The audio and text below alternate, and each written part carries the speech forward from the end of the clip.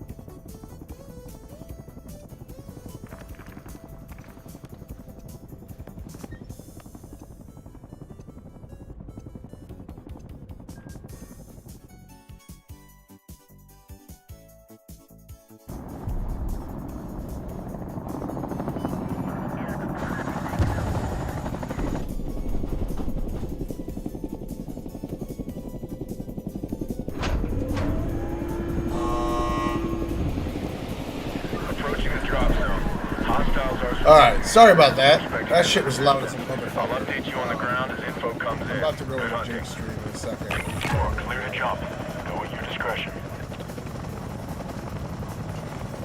This camera actually is impossible. It's right Damn, that's the guy I said. It's in a damn shit. Move to that location. We fucking jumping, yo? What's good?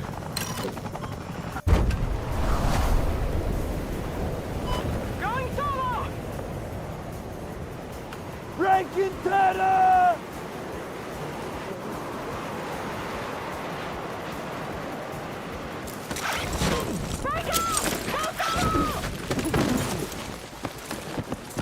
Enemy landing near you. Make them pay.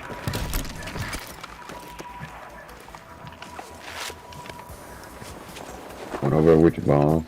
Old bag there.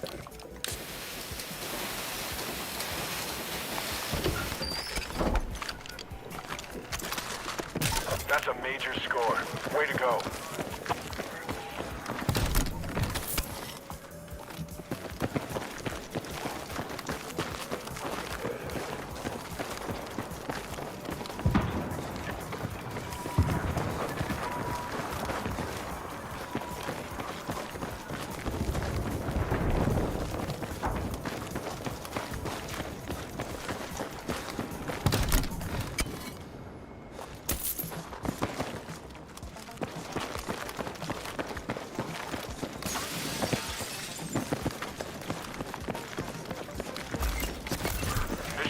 Got posted. Have a look and knock out what you can.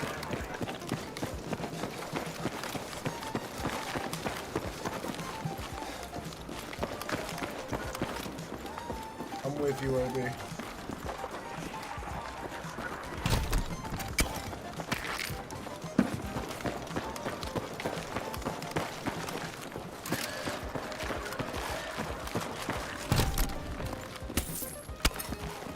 I don't have anything long range though.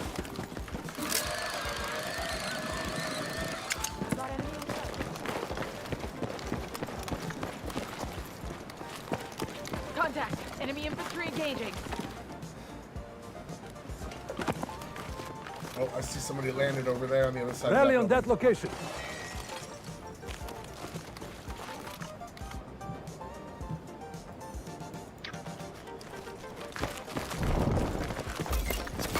Got a new mission ready.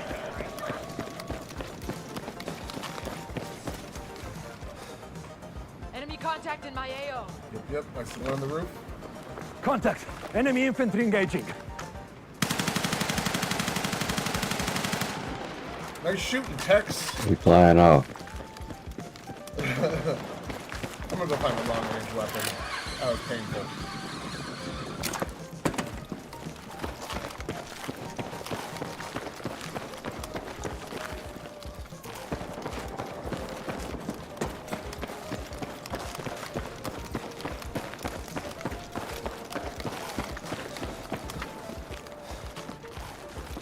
Fucking shotguns everywhere, dude.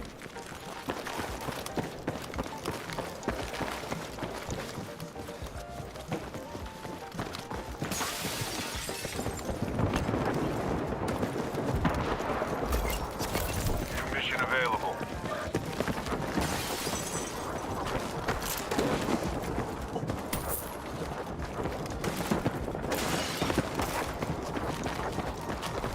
Reference waypoint. Move there now.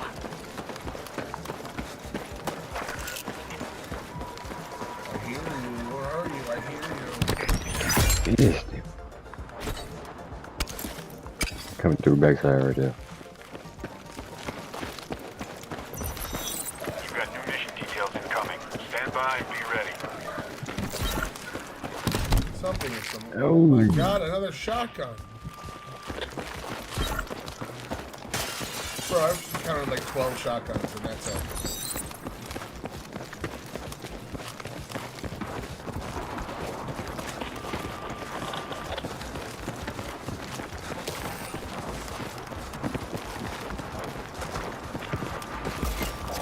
Check your missions.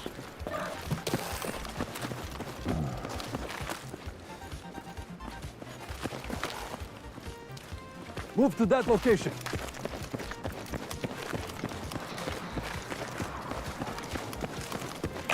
Look alive. A friendly's redeploying.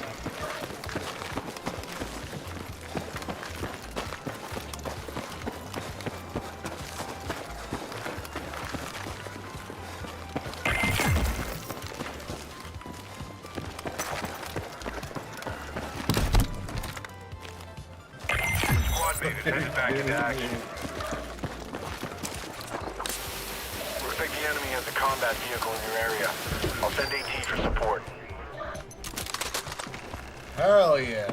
Those classified materials could be a game changer. Nice work.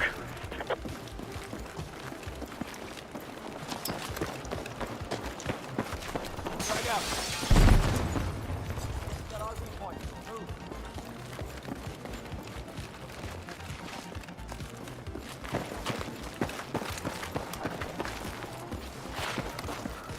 I think you gotta stay in.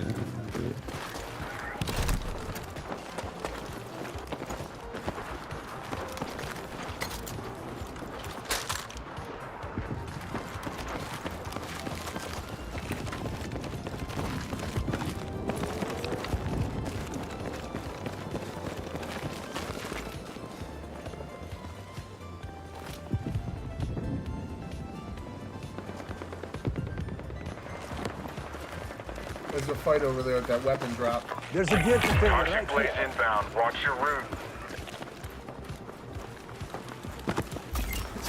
Alright, new mission is up. It's marked on your map.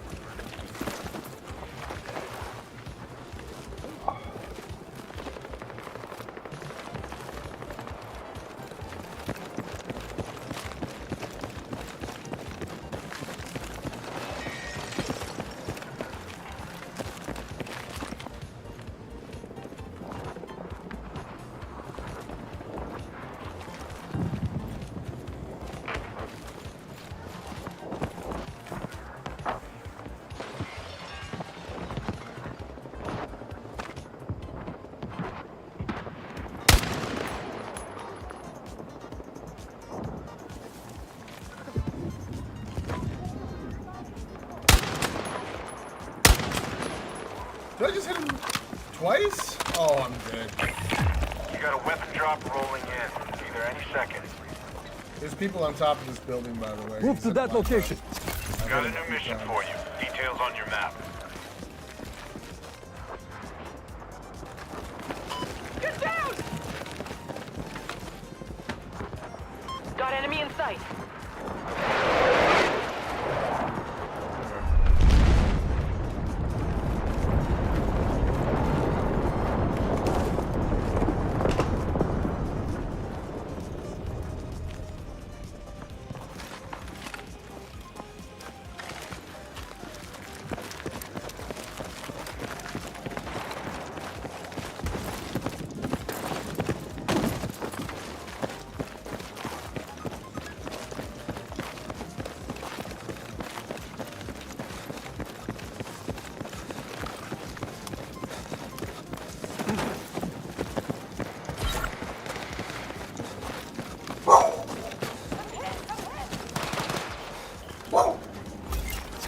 Got a new mission ready. Oh, shots at me, shots at me. Shooters out there. Stay on target. The building I pinged up there also has a sniper.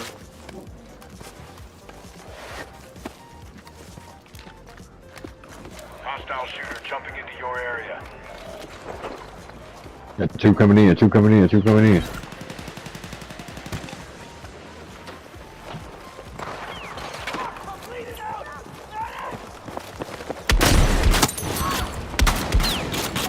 One down. Damn, two coming in from the back.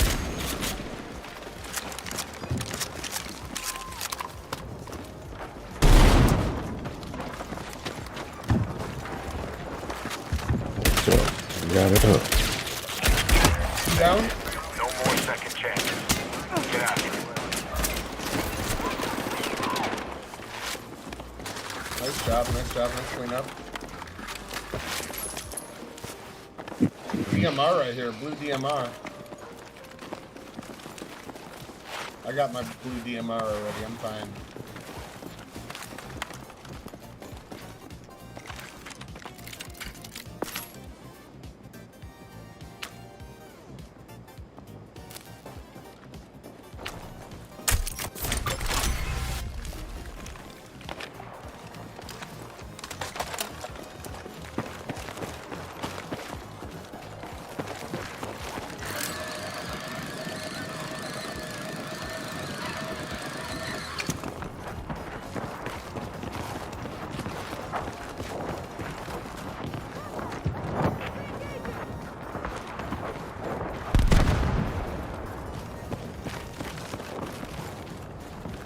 You gotta redeploy Got a our new buddy. mission for you. Details on your map. Take your time, shit. Ain't no rush.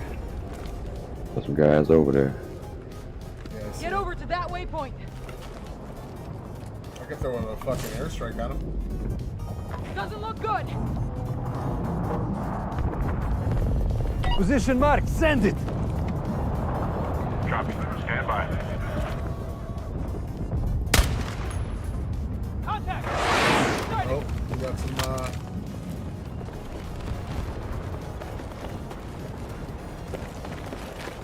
planes coming. Tank over there.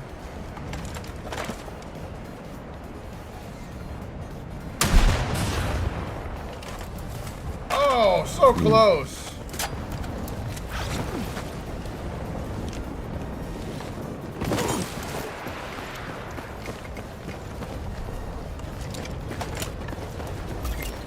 Heads up. Check your map for new mission details.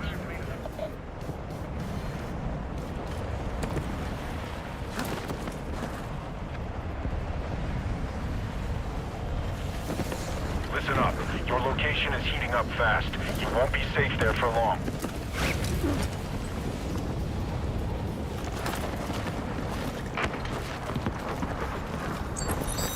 You've got new mission details incoming. Stand by and be ready.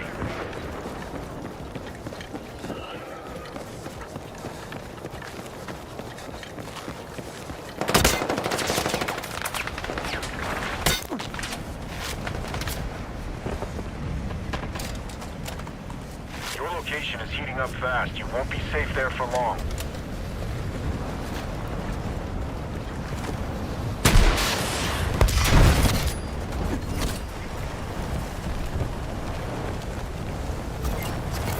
Mission available.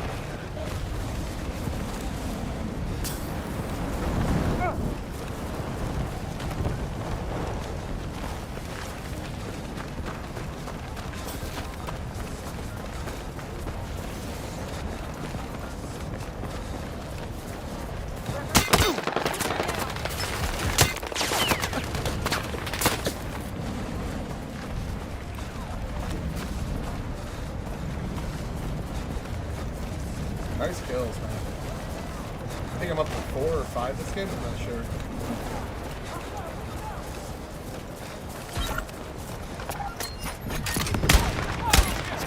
New mission is up. Marked on your map.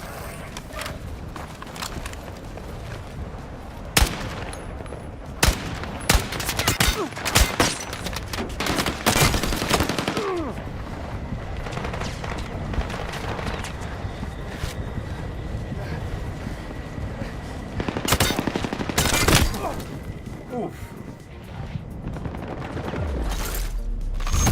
Man, that sucks. Good try. Lots of kills. That blaze is closing in. You don't have long to get clear.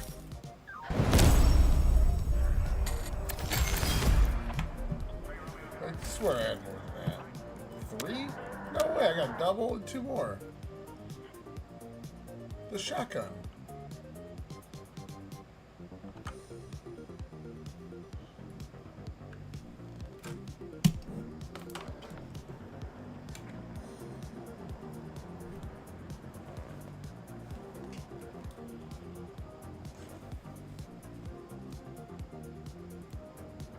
Good tomorrow, man. Hopefully we see that right now. Speaking of which, we do got my man Tyler. What is up, brother? You finally made it. Yeah, You're muted. There you go. Finishing a game of RedSec when you went live, so. Oh, you're finishing up a video game? Yeah, I was playing RedSec. Oh, I thought you got like a call or something from work. No, Pentuple, myself, and Gibbs all have it. We're looking for a fourth, by the way, if you're good at shooters. Yeah, I suck at shooters, bro. Like you guys will destroy me. It's like I'm not even gonna have fun playing. All right. You know. But Tyler, you there? Yeah, yep, I'm here. There's a lot of activity at my house today, so I'm muting between sessions. But yeah, I'm ready. All right, let's do it, man. By the way, before we start off here, dude, I want to get into the story because we just, we came back from Nashville. You didn't go to DebateCon, by the way. So I only got to see you the first night, which was fun because at least we got to fucking party the first night. We had our debate. Everything was fucking awesome. But how many days was it before we had officially made the debate happen? I think it was like 2 days before Nashville or something, right? Yeah, it was getting bounced around, and no shade on Grid. He had a lot going on. People dropping out. He was shifting things. Like there were supposed to be more people. There were only 2 people essentially that went into the belly of the beast there that weren't self-proclaimed right-wingers and self-proclaimed fans of Andrew and shit. Right. Everyone else dropped, so he was shifting things around. Pentuple wasn't even aware he had a debate until he got there. That's true. Scott prepped for 3 debates because he had one previously. I think he was supposed to go up against Enemy Charlie, and she just, after the Andrew Wilson thing, bailed on it. Oh, she was supposed to be there?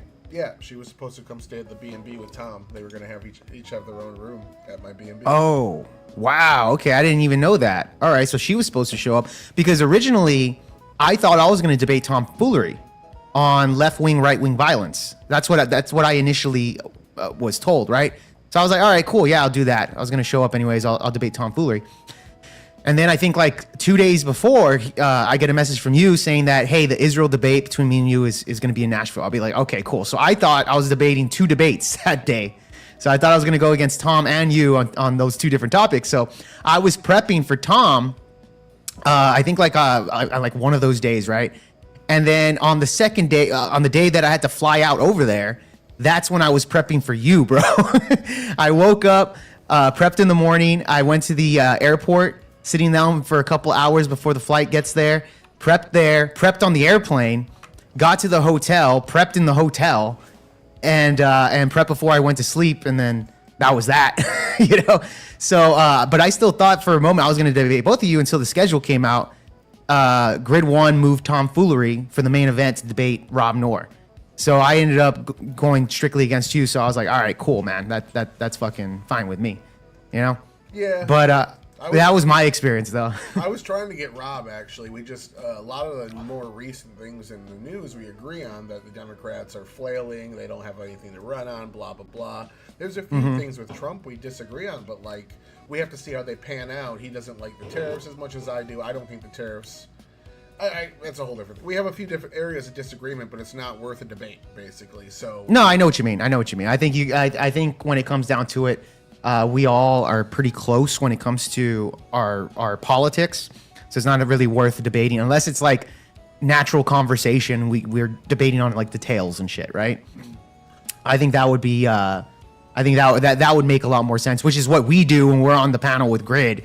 Mostly, I think with me and you, it has to do with Israel. I think that's our main thing, is that what we disagree with, and we're kind of far away from each other on that. Well, so this is getting into more fundamental how the government should be run. I'm sure I am much more pro public institution. I like welfare. I like safety nets. I think they're all good. I think that you need to have checks on them and make sure they're not being abused and things like that. But I'm much more pro safety net than most of the people I hang out with. I want Medicare for all. I just think it should be done in a practical, smart way. And not okay, so I saw your debate with what the fuck, Alex Kirsch, right? And so that one was an interesting one because Alex is also pro universal healthcare, right? But he made a point there, and I think he took it from me, because I'm not against universal healthcare, but right now in the environment that we live in here in the United States, I would say it wouldn't work, right? But my whole thing is that I think we need to bring back money that we're giving to foreign affairs in order to use that money back to the people in the United States, right? Like Israel has universal health care, Canada has universal health care, but yet they all take the United States money. They use that, right? Canada doesn't even need to fund their own fucking army. So they use that money into universal healthcare stuff for their citizens. I would say if we take back that position, we can probably afford to do that. Wouldn't you say? Yeah, that's true, but we'd have to like leave NATO, for instance, or something like that. I think that if we can make a program that sustains itself, it's much better than government funded. So yeah, if you can take something. Oh, look at this juice burger. Yeah, the juice burgers are in the chat, baby. Yeah. if you can take all the people that need healthcare, maybe people that want government healthcare, pool them all together and make a single payer program where they're basically paying for just taking all their healthcare and paying for it for what it costs with nonprofits, no advertising necessary. So like if you imagine like these insurance companies, they're paying CEOs a ton of money, they're putting advertising out there, they're paying tens of millions of dollars for things that like Boost Mobile with Ryan Reynolds cut out. Right. What is it? Whatever mobile company. He cut all that shit out and he's able to save X amount of money giving them cheaper cell phone service. The same idea with the government. They don't need to advertise to the fucking government. It's like on every form now. Do you want to sign up for government care? It's literally like the default. So if you could do that, make it a single payer program that sustains itself, wouldn't cost any more money, would be completely voluntary. The thing that Hillary Clinton was running on in 2016, basically. Yeah, no, I get you. Hold on. Really quickly. All right. Anyways, what? He was at DebateCon. Is he coming up too? Yeah, I just sent him the link. I just sent him the link. So I wanted to surprise you. But yeah, you already knew what I was doing there. But yeah, yeah. See, so he's already going after you in the chat. So might as well send him the link. So Penn, look at your Discord, bro. What's up, Chris Lestrange? Good to see you in the fucking chat too, bro. What was I gonna say? Yeah, dude. So going back to DebateCon or whatever, you weren't able to go. You weren't able to make it because you were vacationing with your wife. So you ended up just like skipping out, the weekend DebateCon, just that first night at Grid's place, which I appreciate. At least you made it for the first night, man. But it would have been cool to kind of hang out with you for the other 2 days. Yeah, I mean, I get it. I'm not a fan of the people that were like. I don't dislike any of them. Like Andrew Wilson's good at what he does. I'd love to get a chance to sit down across from him, but like, I'm just not a fan. I don't really watch them. I don't really know them. I watch the people I know that I engage with and shit like that. So. He's cool. He seems like a nice guy. I talked to him for a couple of minutes while I was there, but yeah, just not my thing. We went out of the town instead, went to a couple of nice places for dinner, fucking went sightseeing. She made like 40 TikTok reels out of it. She was happy, so I'm happy. Yeah, no, I get you. Hold on. Really quick. Here it is. Look at this Israeli obsessed simp in the top right of your screen, everybody. I can't get a single comment in without this guy calling me a juiceberg, whether it's related to Israel or not. Point and laugh. You look at your hair. You literally just rolled out of bed and decided. Hey, wow! You have amazing deduction skills. The only thing you did was comb over your massive bald spot 5 minutes. Wow, amazing! I haven't showered yet today. I've been up for an hour. I got a little bit of receding. Jake, you got a little bit going there. This motherfucker's got a 5 head. Yeah. Oh shit! Yeah, well, I feel like I also have a 5 head, so it's all good. Pin. This is me freaking out about fucking Israel is what's going on. No shit, bro. No shit, dude. What do you call it? Fucking. Actually, it's funny. We're gonna be arranging another Israel debate. Do you remember the guy that did the questions? There you go. By the way, Penn, you're in Texas now, right? I am a Texan now. Yeah. He's a Texan now. Fuck yeah, dude. Yeah. Tyler, you gotta join us, bro. You gotta join us. You gotta be a Texan now. Yeah, a gay Texan. Georgia. You're in Atlanta throwing up blood signs. You're fucking playing with fire. Georgia ain't bad, man. We got a good governor. He doesn't stand up to shit from either side. Good guy. Good place. It is what it is, man. Fucking. But yeah, dude, we're gonna be setting up the debate with Adam King. Penn, you remember the guy that went on there to to debate Tyler for a little bit after the debate was over, like the questions? People were going up for questions. At GridCon? Yeah, GridCon. Yeah, I like that name, GridCon. GridCon, right? That's what Yeah. you call it. I would That love to go would to be GridCon. Yeah, let's go to GridCon, dude. I remember like people arguing. I don't remember. Specifically. Okay, well, yeah, well, I was stressing about my debate coming up that I didn't know I was okay. doing. So explain that to me. How did nobody tell you that you were gonna debate? Because like after it was over, like, hey, you're up next. What? You guys are fucking with me. I thought you were, dude. I thought you were. I was like, dude, this Jake guy's funny. He's good at this. Because when Gibbs was like, you're debating, I was like, haha, like classic Gibbs, like trying to make me think I'm debating when I'm not. Because he would always just like sign me up for like shit. Oh, what? And then you were like, no, you actually are. And I was like, this is like our first time meeting, bro. Like, you're gonna fucking pull this shit on me. And then what was it? You guys were like, go ask Fabian. And I went over to Fabian. I was like, you up next? He was like, yeah. I was like, who are you debating? And he was like, you. And I was like, what the fuck? Okay. I spent like 30 minutes laughing. He was trying to like, he was nice about it. He was cool. He was like, all right, Yeah. here's the topic. Here's like the main arguments I'm gonna make. And I was just like, okay.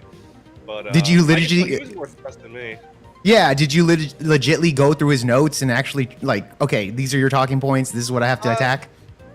Sort of. I mean, like he showed me his notes and like the main arguments he was gonna make, and I was like, okay, all right. And at first he was like, he didn't think I was taking it seriously, but I was just kind of like, this is ridiculous. Like, there's no way I'm gonna. Like, Yeah, to be honest, care about Fabian's how this goes. Fabian's a good debater, by the way. Like, Yeah, Fabian's cool. I like Fabian a lot. It Yeah. went well too. I mean, he gave me. Mhm. Fortunately, he gave me the easier side of the debate. I mean, it was like, Yeah. I'm Yeah, being well, the you most didn't even know president. that you were debating. That's why I was just like, what the fuck? Yeah, yeah. So Grid had told Gibbs. Gibbs volunteered me to Grid, and then Grid told Gibbs to tell me, and then Gibbs just never told me. And Gibbs thought for some reason that Grid was gonna tell me, but Seriously? it never got to me. Yeah, but I'm glad I showed up. I mean, I didn't. Me and Sadie were like, oh, let's go, because we thought Tyler's debate was at 6, so we wanted to get there to hang out with Tyler before his debate. So we got there at like 3:30. And that's Yeah. when you guys were sitting down or whatever. You guys were about to start, and I was like, "Oh, their debate's earlier." So I was like, "Who's at 6 then?" Apparently, I was.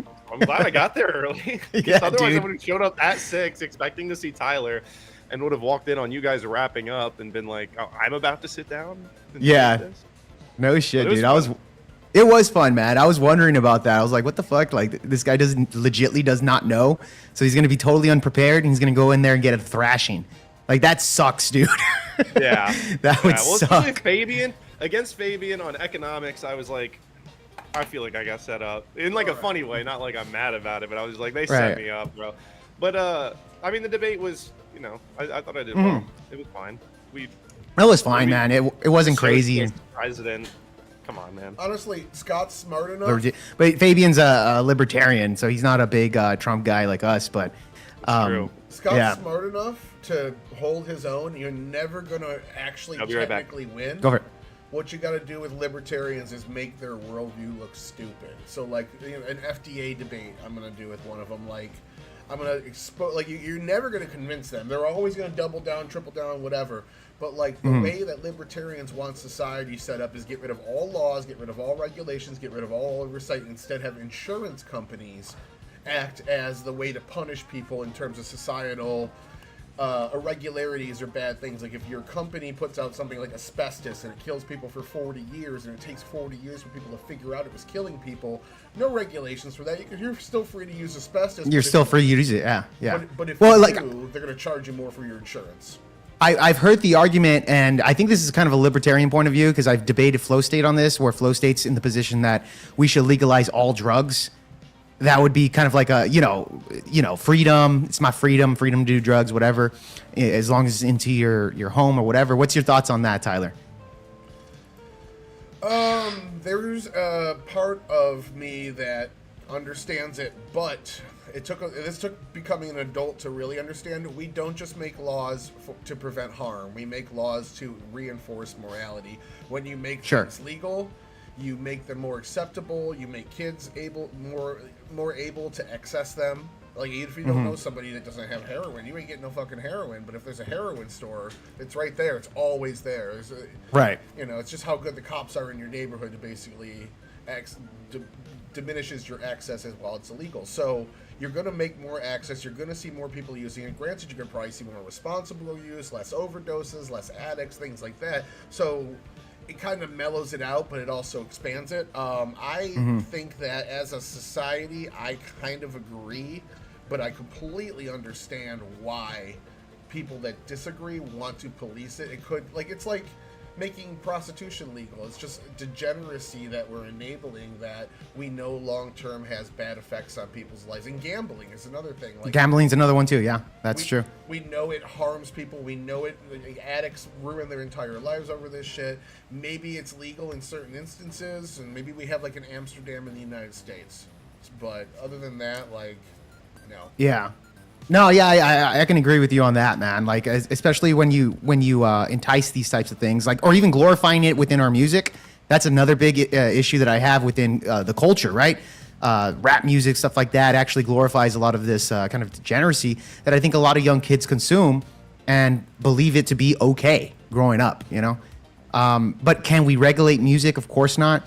But I think we can encourage better messages within culture, music, movies, comic books, stuff like that, So, I mean, that's just the only way to kind of fight back on that particular part, right? Anyways, Tyler, I was telling the audience earlier that you're kind of more of a nitpicker when it comes to debates. And I noticed this because, especially when you're one of the judges over there on Grid One's show on Fridays, you're one of the judges and you actually score points on these things. Which I'm kind of curious on how you regulate that. So I wanted you to do the same thing with our debate. And be perfectly honest, if I suck, whatever, it's all good. But I want you to just kind of give, first explain, how do you even have a point system? How the fuck does that even work? So all of us are different. Cleaner, who I'm going to be debating next week, fucking cool-ass dude. Yeah, I love Cleaner, yeah. We're going to be debating Medicare for All, actually. He has a different point system. Anson goes off of vibes and different memes of the week, so his is really weird. But my particular starts with the introduction. Your introduction is essentially a in the nutshell statement of your entire argument, and the points need to be clearly stated in your introduction and constantly brought back to. It's your framing. It's super important to frame an argument in that way. So how well somebody sets up their introduction is how well they're setting up their argument, and then I usually judge off of that. Like, if somebody wastes their introduction, they're losing big points with me. And if they never go back to their introduction and keep repeating the points that they brought up in it, they lose big points with me. And then on top of that, it's basically I look at each subject along the way when you're in the debate as who got the last word on it, and that is who I decide is the winner. Unless the last word kind of sucks, if it's like a hand wave and then we just move on, like who got the last good point on a topic, I judge that person as the winner generally. Cope.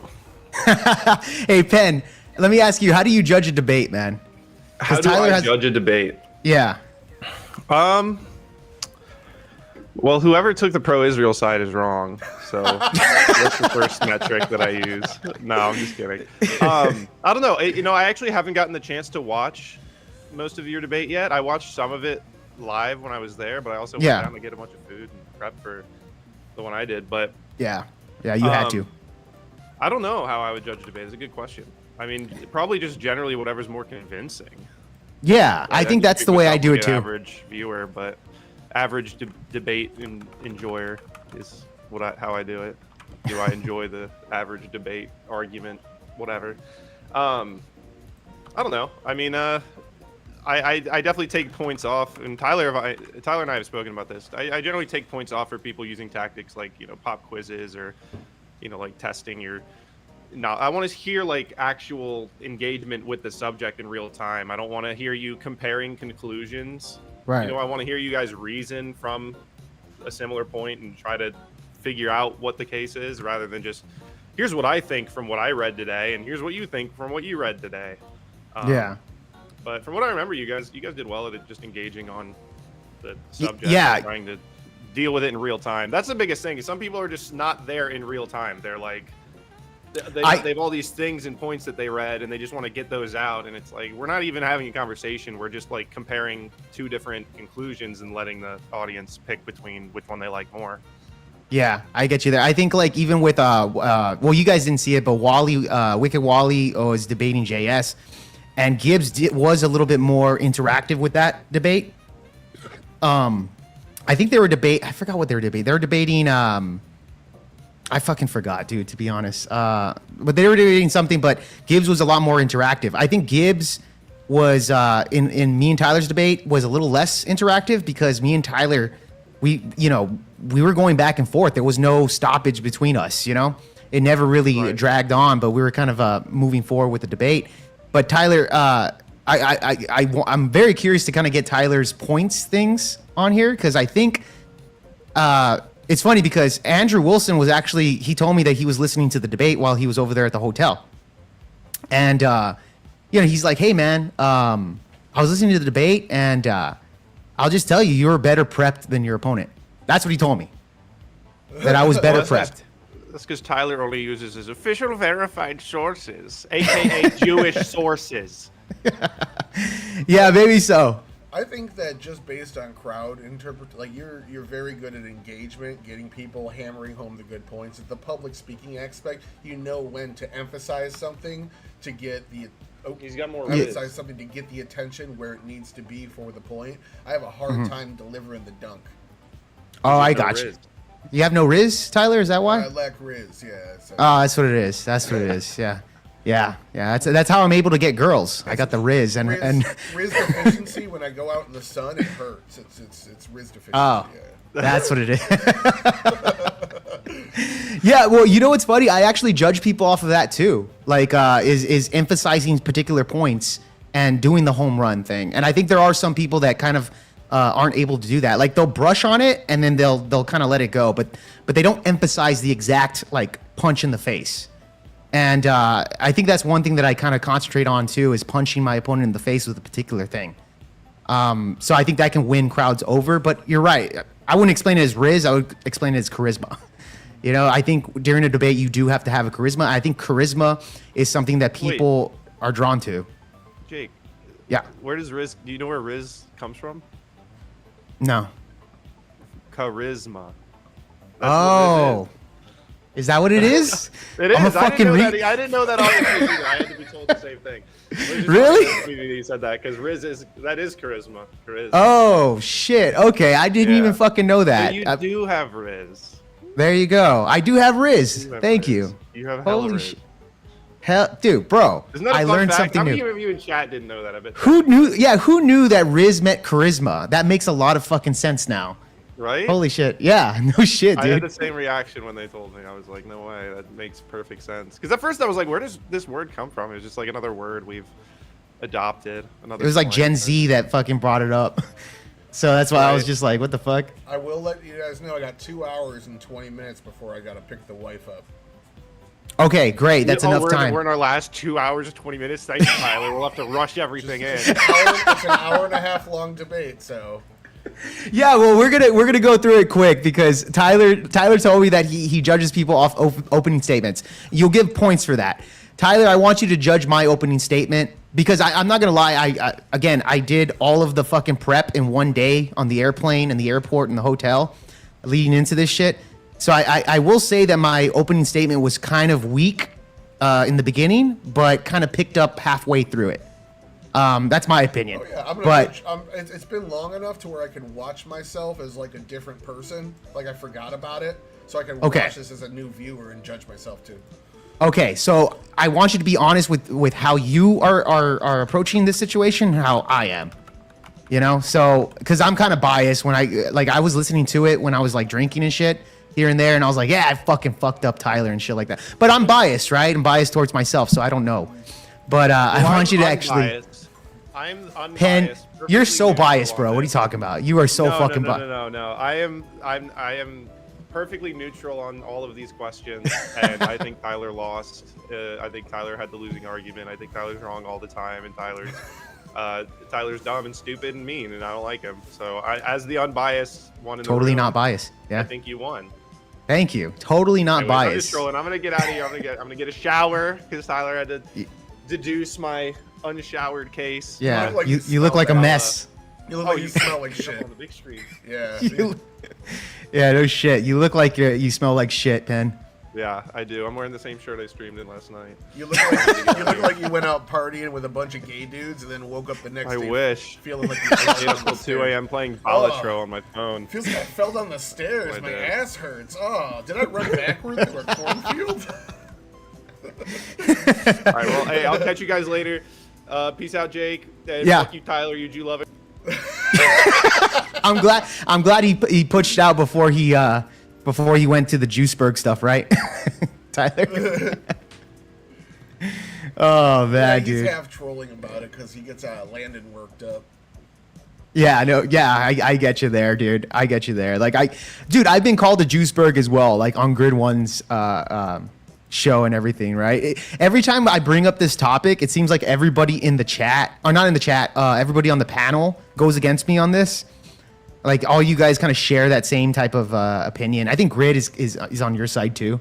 So, yeah, man. He's I mean, an isolationist. If you just said you wanted to decouple because America first, he'd probably agree with you. But he doesn't like the arguments that Israel's a good ally resonate with him. oh, okay, I see. I've never actually gotten to like actual details on Grid One's like opinion on that because it's a touchy subject, and you can easily break TOS because of it. So, but I've never actually sat down and asked him about his full opinions on that stuff.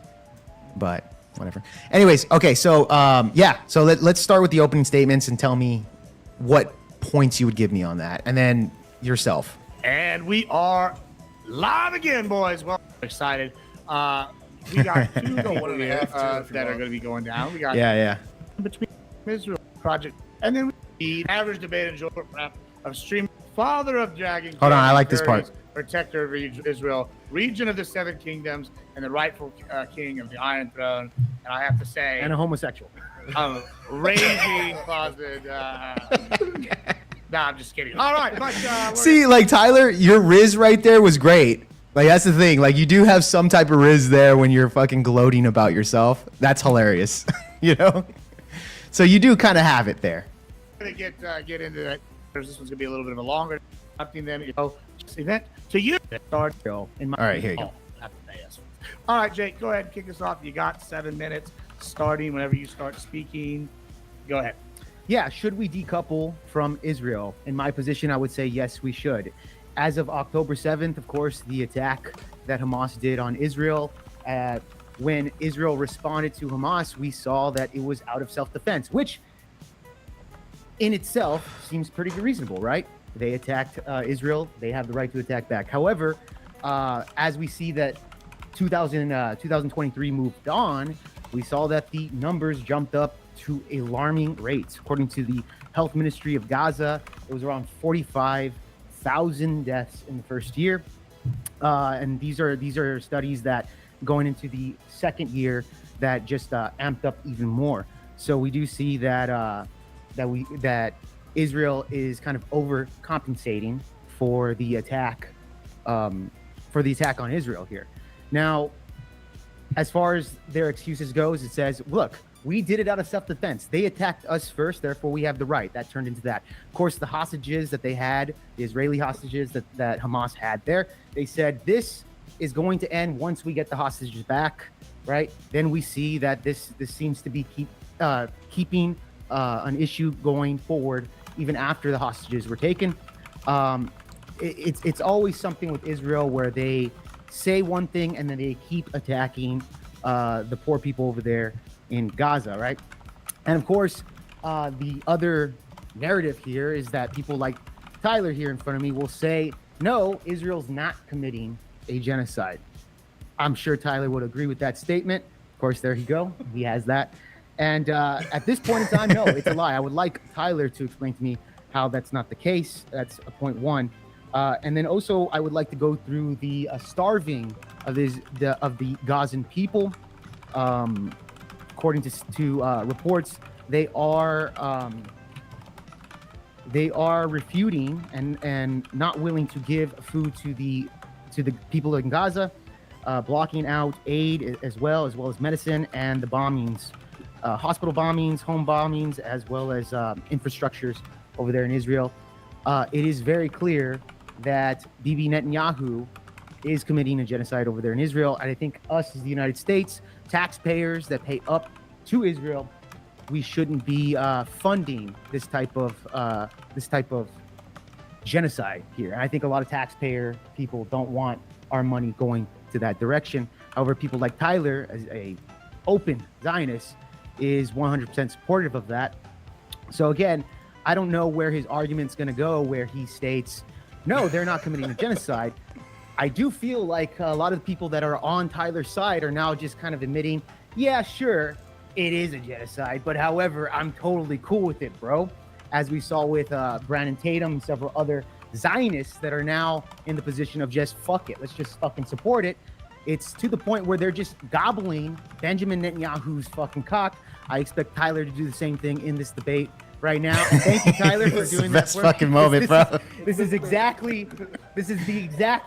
direction that he is going to go in this debate. We know this. I know this. So I am looking forward to that. And I'm sure Tyler at the end of this will call me a anti-Semitic guy. He won't. Okay, thank you, Tyler. Thank you. He will not do that. However, people that do talk about this type of things are labeled as that, such as Tucker Carlson, Nick Fuentes, Candace Owens, several people of that nature, in order to silence them. Now, this is another tactic, pretty much leftist tactics, Marxist tactics, to label somebody that you don't like or somebody that you don't agree with as anti-Semitic, racist, misogynist. The list fucking goes on. So this is the same tactic they're using even in the mainstream right now currently. So I do want to kind of go through things point by point with that. And with that being said, all of that accumulated here, I don't believe we should be supporting genocide. I don't believe that we should be supporting Israel. And I'll leave it at that, Gibbs. All right. Okay, so Tyler, I was kind of stuttering there because we just went live. I think you should take points away from that because I was kind of missing with words and stuff like that. That's how I judge things, though. What's your perspective on my opening statement there?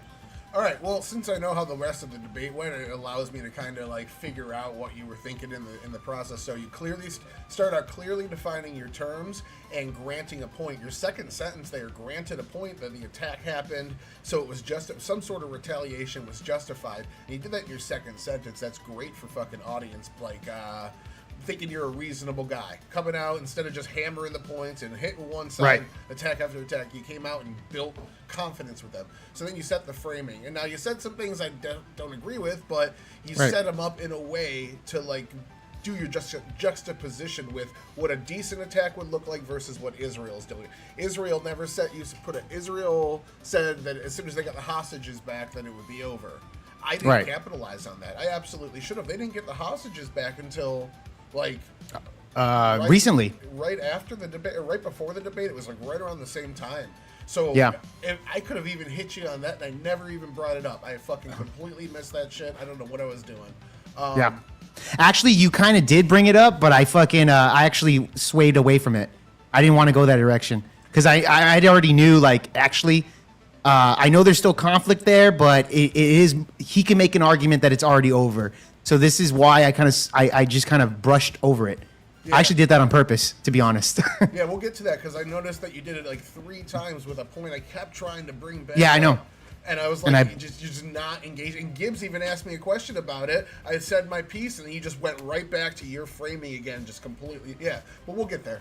Yeah, we'll get there. And then you issued challenges to me, and then used your framing, and you were just basically setting up framing the whole time, saying it's unjustified and putting me on the defensive end. I need to now provide evidence to you to dispute your claim of a genocide. After all, right. So, and then the best part I think was bringing up Brandon Tatum. I don't even know who that guy is until I looked him up. He is retarded. And okay. So. Bro, okay, so really quick, Tyler, when I previewed this video on my channel, there's another guy named Palpatine that was in the chat. And when it got to that point, when I asked you that Brandon Tatum question, and you were reasonable, right? You were like, no, that's ridiculous that he would say something like that, right? Palpatine was saying like, nah, dude, like Israel has full right to starve all 2 million people and have them dead. You know, like he was doubling down on that take with Brandon Tatum, right? And I said, well, I think you can get along with Tyler, and I think both of you guys are in the same position. But he just said, yeah, I just disagree with Tyler on that. You know? I think as far as I go is they have full rights to remove people from that land since they took the land from Egypt, but that's just a problem. I'm not saying harm. No physical harm should come to them. But yeah, so the using that anecdote, this is the anecdote, but you took it and painted him as like a part of the group. Even some of the most devout, you made him seem like he was part of the homies saying genocide is good. And it was good narrative setting, and then you go right back to your main thesis in one complete sentence at the end and ended. It was a very well put together opening. Okay. All right. I appreciate that, man, because to be honest, I didn't write it down. All I knew is that what direction I wanted to go and what I wanted to hit you on, and I just based my opening statement, improvised it based around that. That's all I did, really. You can go to times at a half speed if you want, because people on grids talk way faster than we were talking. Yeah, for sure. I get you there. All right. Well, Tyler, I want you to judge your opening statement, which you are really well more spoken than me. With your opening statement, I remember listening to you and everything like that. I'm like, okay, he is a lot more well spoken. You did attack my opening statement as well, giving me dips and daps of what you were going with and stuff like that. So I want you to judge yours here. Now, continue on. Thank you so much, Jake, for that intro. Let's get into it. Go ahead and give us your intro. You have 7 minutes starting now. All right, so Gibbs started out saying that nobody is getting paid to be here, but I'm earning $7 grand for this debate. I want to let everybody know. I'm here to argue for Trump's military strategy and geopolitical strategy as the president, something he's been on board with since 2016 before he won his first election. So I want to argue that my argument's actually the more based one. Going in, we're going to start with U.S. global hegemony and why it's a good thing. If you look at since the United States around the Cold War time has been the stewards of peace in the world, we've had the most peaceful world in existence. Borders have moved less in the last 60, 70 years than they have all in human existence. We've seen massive amounts of conflict squashed out. Some 7, 8 Trump's taking credit for right now. We're able to use our power and leverage to force people to come to peaceful terms. This raises consumer confidence in global trade, with consumer confidence hitting all-time highs in 2022. What does this mean? More countries want to trade with us cheaper goods. Cheaper goods means lower inflation, lower cost of living, a better life for Americans. What we take in yearly from imports in taxes is about $90 billion. Once you get that down to the consumer level, reselling, purposing these things, it ends up accounting for about $250 billion a year in taxes brought in. What we give out every year from our defense spending to other nations is $12 billion. You know, it's a little bit of a difference because it's 20 times higher. Global hegemony costs us nearly nothing. We rent other armies to do our work for us, and we reap the benefits. It's absolutely America first to do this. Going into Israel specifically, why is that important? We need a staging ground in that area. There's 30% of the crude oil from the entire world comes from that area. Trade from Asia to Europe and Asia to the United States goes through that area. We have 2 very important canals and 1 very important strait, and we need to have some sort of security over there.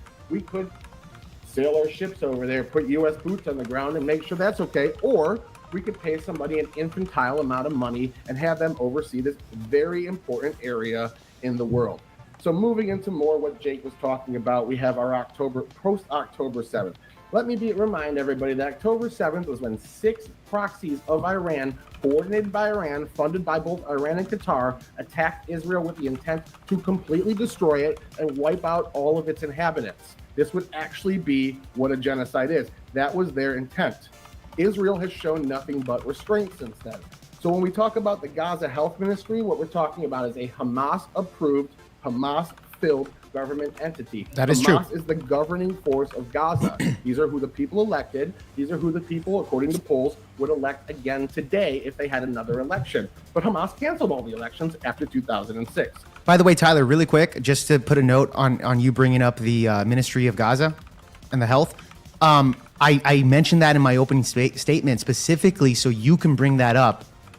And the reason why I wanted you to bring that up and scold me on, it's actually biased information because it's coming out of Gaza and Hamas runs it, right? That makes total sense. But then that's when I was going to hit you with alternative information and to kill that point. So I actually did that on purpose for you to actually acknowledge that. Just FYI on that. Now, the alarming rates, the 72K deaths that the Gaza Health Ministry is putting out, not only are several hundred thousand of those, or several tens of thousands of those not verified, but we also find out that the Gaza Health Ministry has been caught lying about Israeli troops killing Gazans multiple times. First, we saw, most importantly and most recently, was what was called the Witkoff massacre. When Trump set Witkoff to negotiate peace with Gaza, there was a firefight on the border when Israel was handing out food. They were handing out 2.2 million meals a day at their peak. When Israel was doing this, people that were rushing were being shot at about 2 miles away from the conflict. Turns out it was Gazan forces, some Hamas, some smaller groups, shooting at Gazans to prevent them from taking Israeli aid. Hamas has come out and said, if you accept Israeli aid, you will be met with violence and death.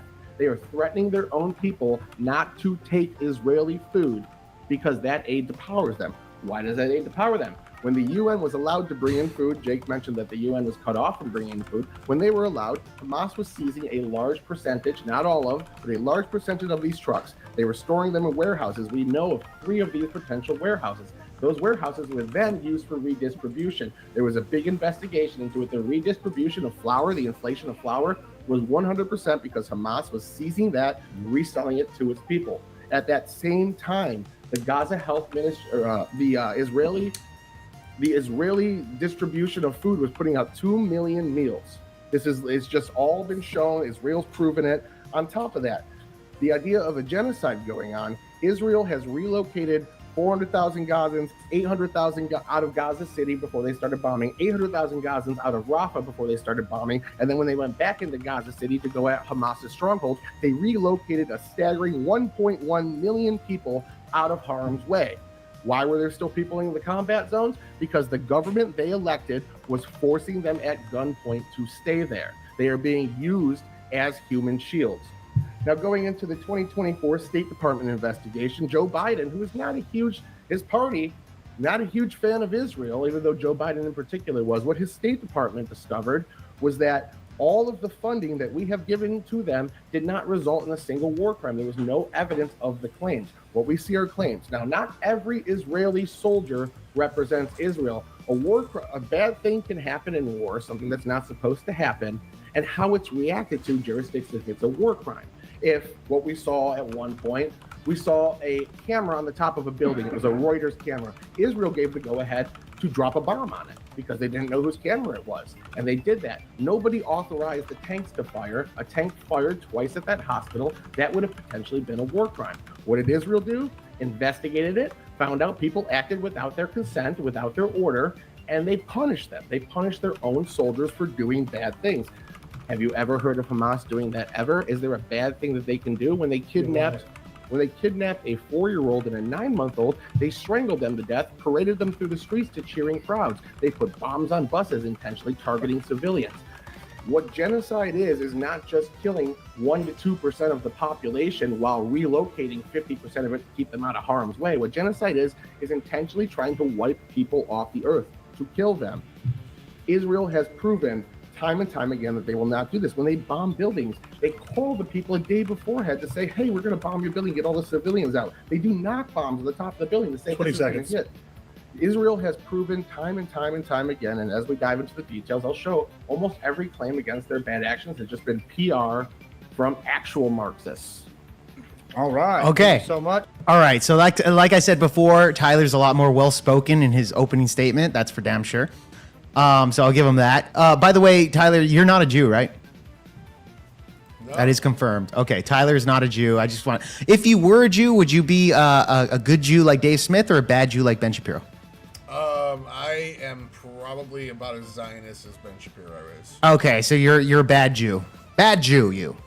Bad Jew. Bad Jew. All right. So now you know if he was, he'd be the Ben Shapiro side of that argument. But okay, so I want you to judge your opening statement here and the points given here.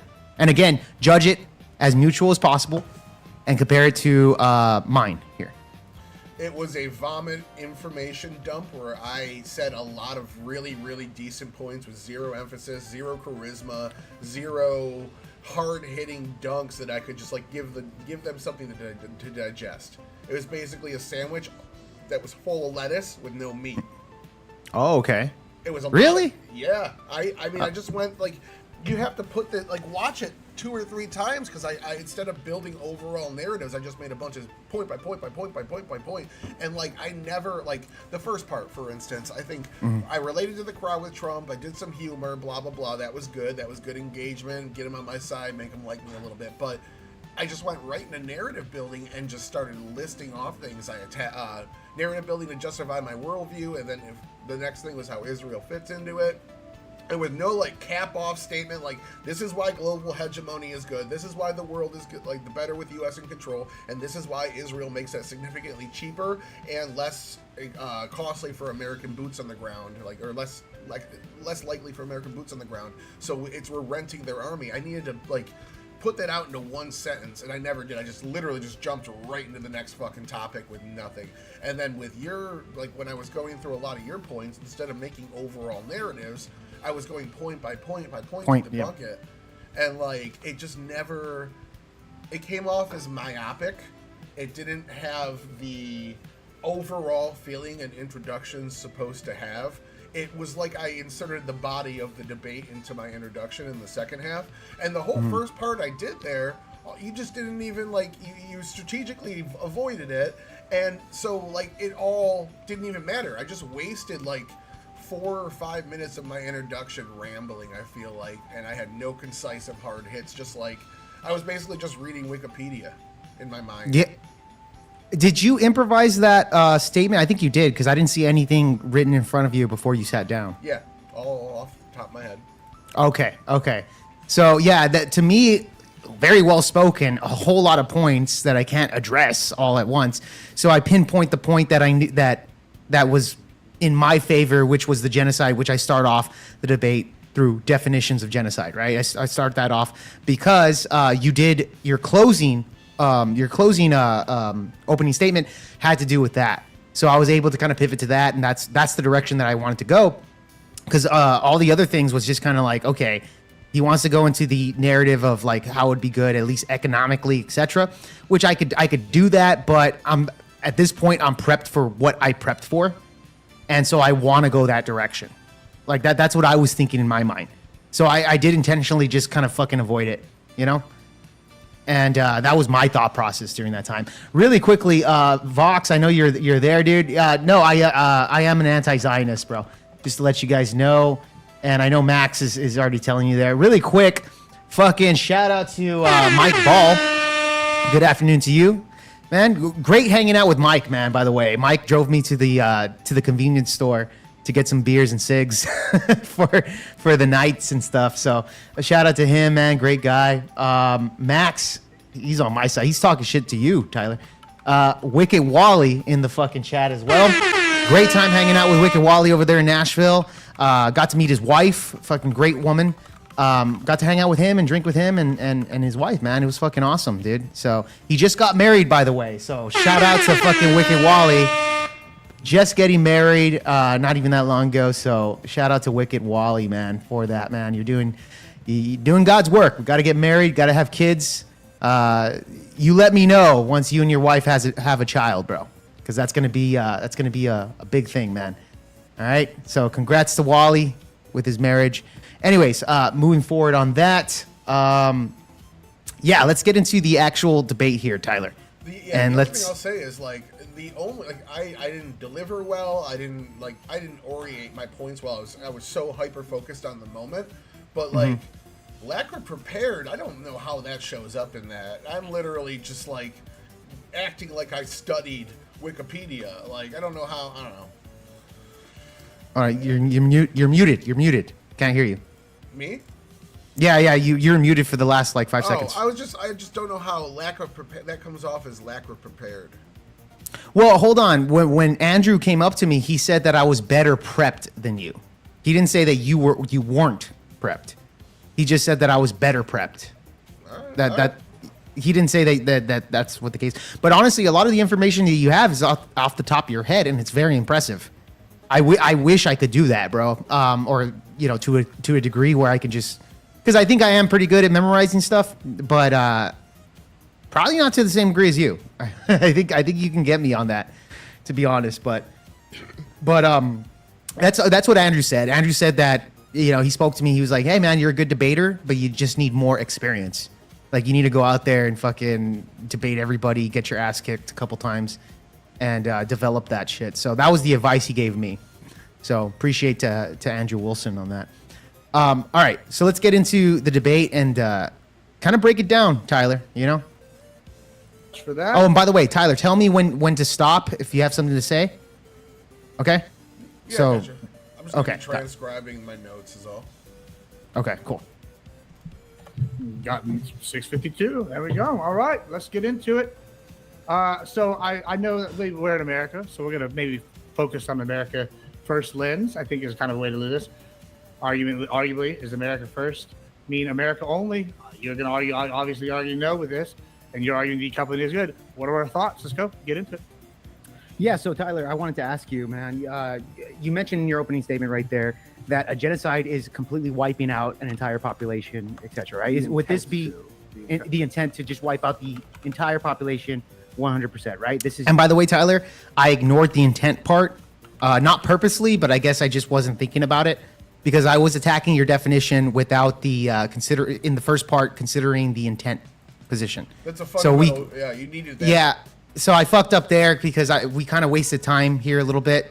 You know, asking my metaphor questions and shit like that. Just keep that in mind. But you're right Your to go definition after here, that. right? Exactly right to go after that. You needed that pillar to stay in place in order for your argument to work. If I took that out, your argument crumbled. Okay. Yeah. That's the thing. And then later I was like, okay.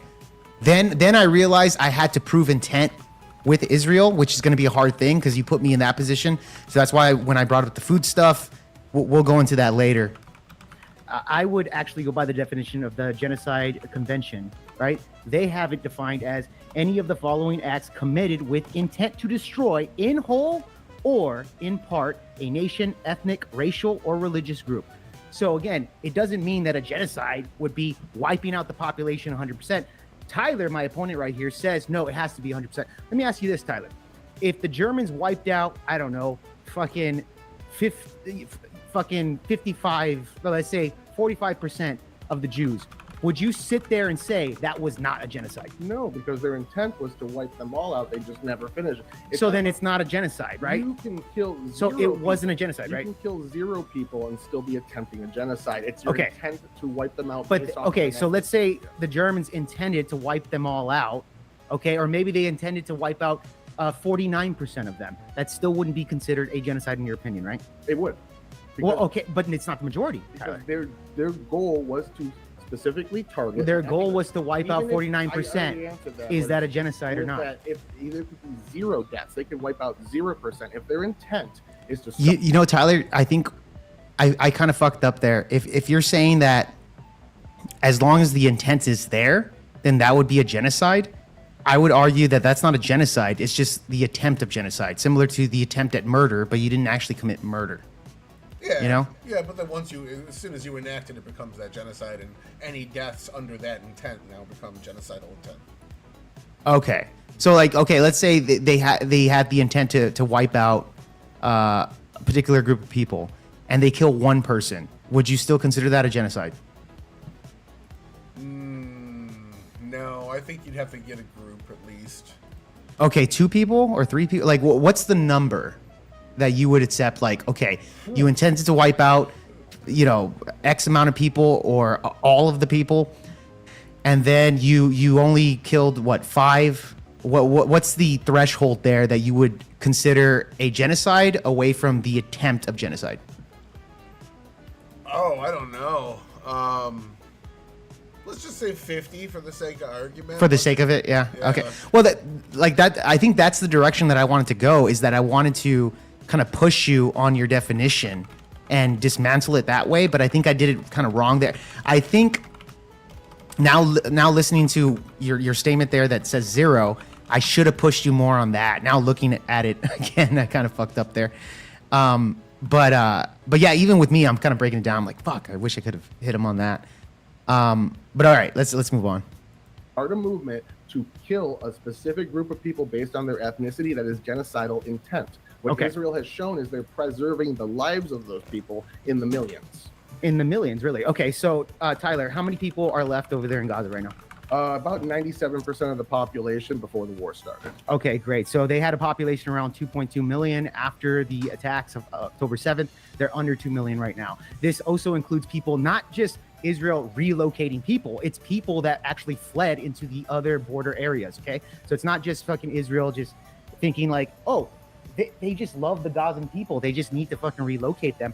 Totally not true. The vast majority of them migrated to other areas, Tyler. That's one. Two, I also wanted to ask you, when you're talking about a genocide, I would put this under the definition that it doesn't have to wipe out the entire nation. It has to wipe out, again, in part or whole, right? These are two different scenarios here. And I agree with you, in whole, sure.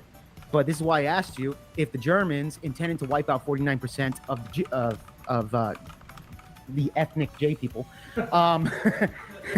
I think you're okay to say that. You'll be fine. I'll the- make sure you don't go to The jail. ethnic J people, you would still consider that a genocide. This is a contradiction just in your definition alone. So can we establish an actual definition here, Tyler? Yes, Closing thought. absolutely. Because if using your definition, I find it to be a bit loose. What we did in Vietnam would technically be considered a genocide under your definition. What we did in Tokyo would be considered a genocide. Under That's your definition. that's war though. This is a war. That's not a war. This war. Israel Oh, is now currently I in a see. war. Okay, now I see. Yeah, that's what hit me there, Tyler, is that the war definition is actually something that we need to establish. We didn't do that during that debate. Andrew Wilson told me, like, hey, man, what you should have done is you should have asked him, what do you consider a war? Like, you should have pressed him on his definition of war as well. And that was one advice that Andrew, when he was listening in, gave me as well. That's what I was thinking for myself too. I should have pressed you because I feel like I could have had an advantage there if I put you in the front. Exactly. Either you could have asked me that question and then I would have had to define it in detail or specifically. But even Andrew was like, yeah, you should have pressed him on his definition of the war. You did a good job on the definition of the genocide stuff. But you had to push both sides there. And Andrew was saying like, yeah, you didn't do that. So shout out to Andrew Wilson because when I spoke to him, he was actually giving me advice. It's crazy that he actually saw my debate there or was listening in when he was at the hotel, right? But yeah, I get you there. Now I see what you're talking about. Okay. So there Okay, go has to be the intent to actually wipe out the people, not just win the war. And with Israel's actions showing how much they fed, given water, given shelter, relocated, and warned the people of Gaza that were not part of Hamas, that shows that their intent is not to harm them.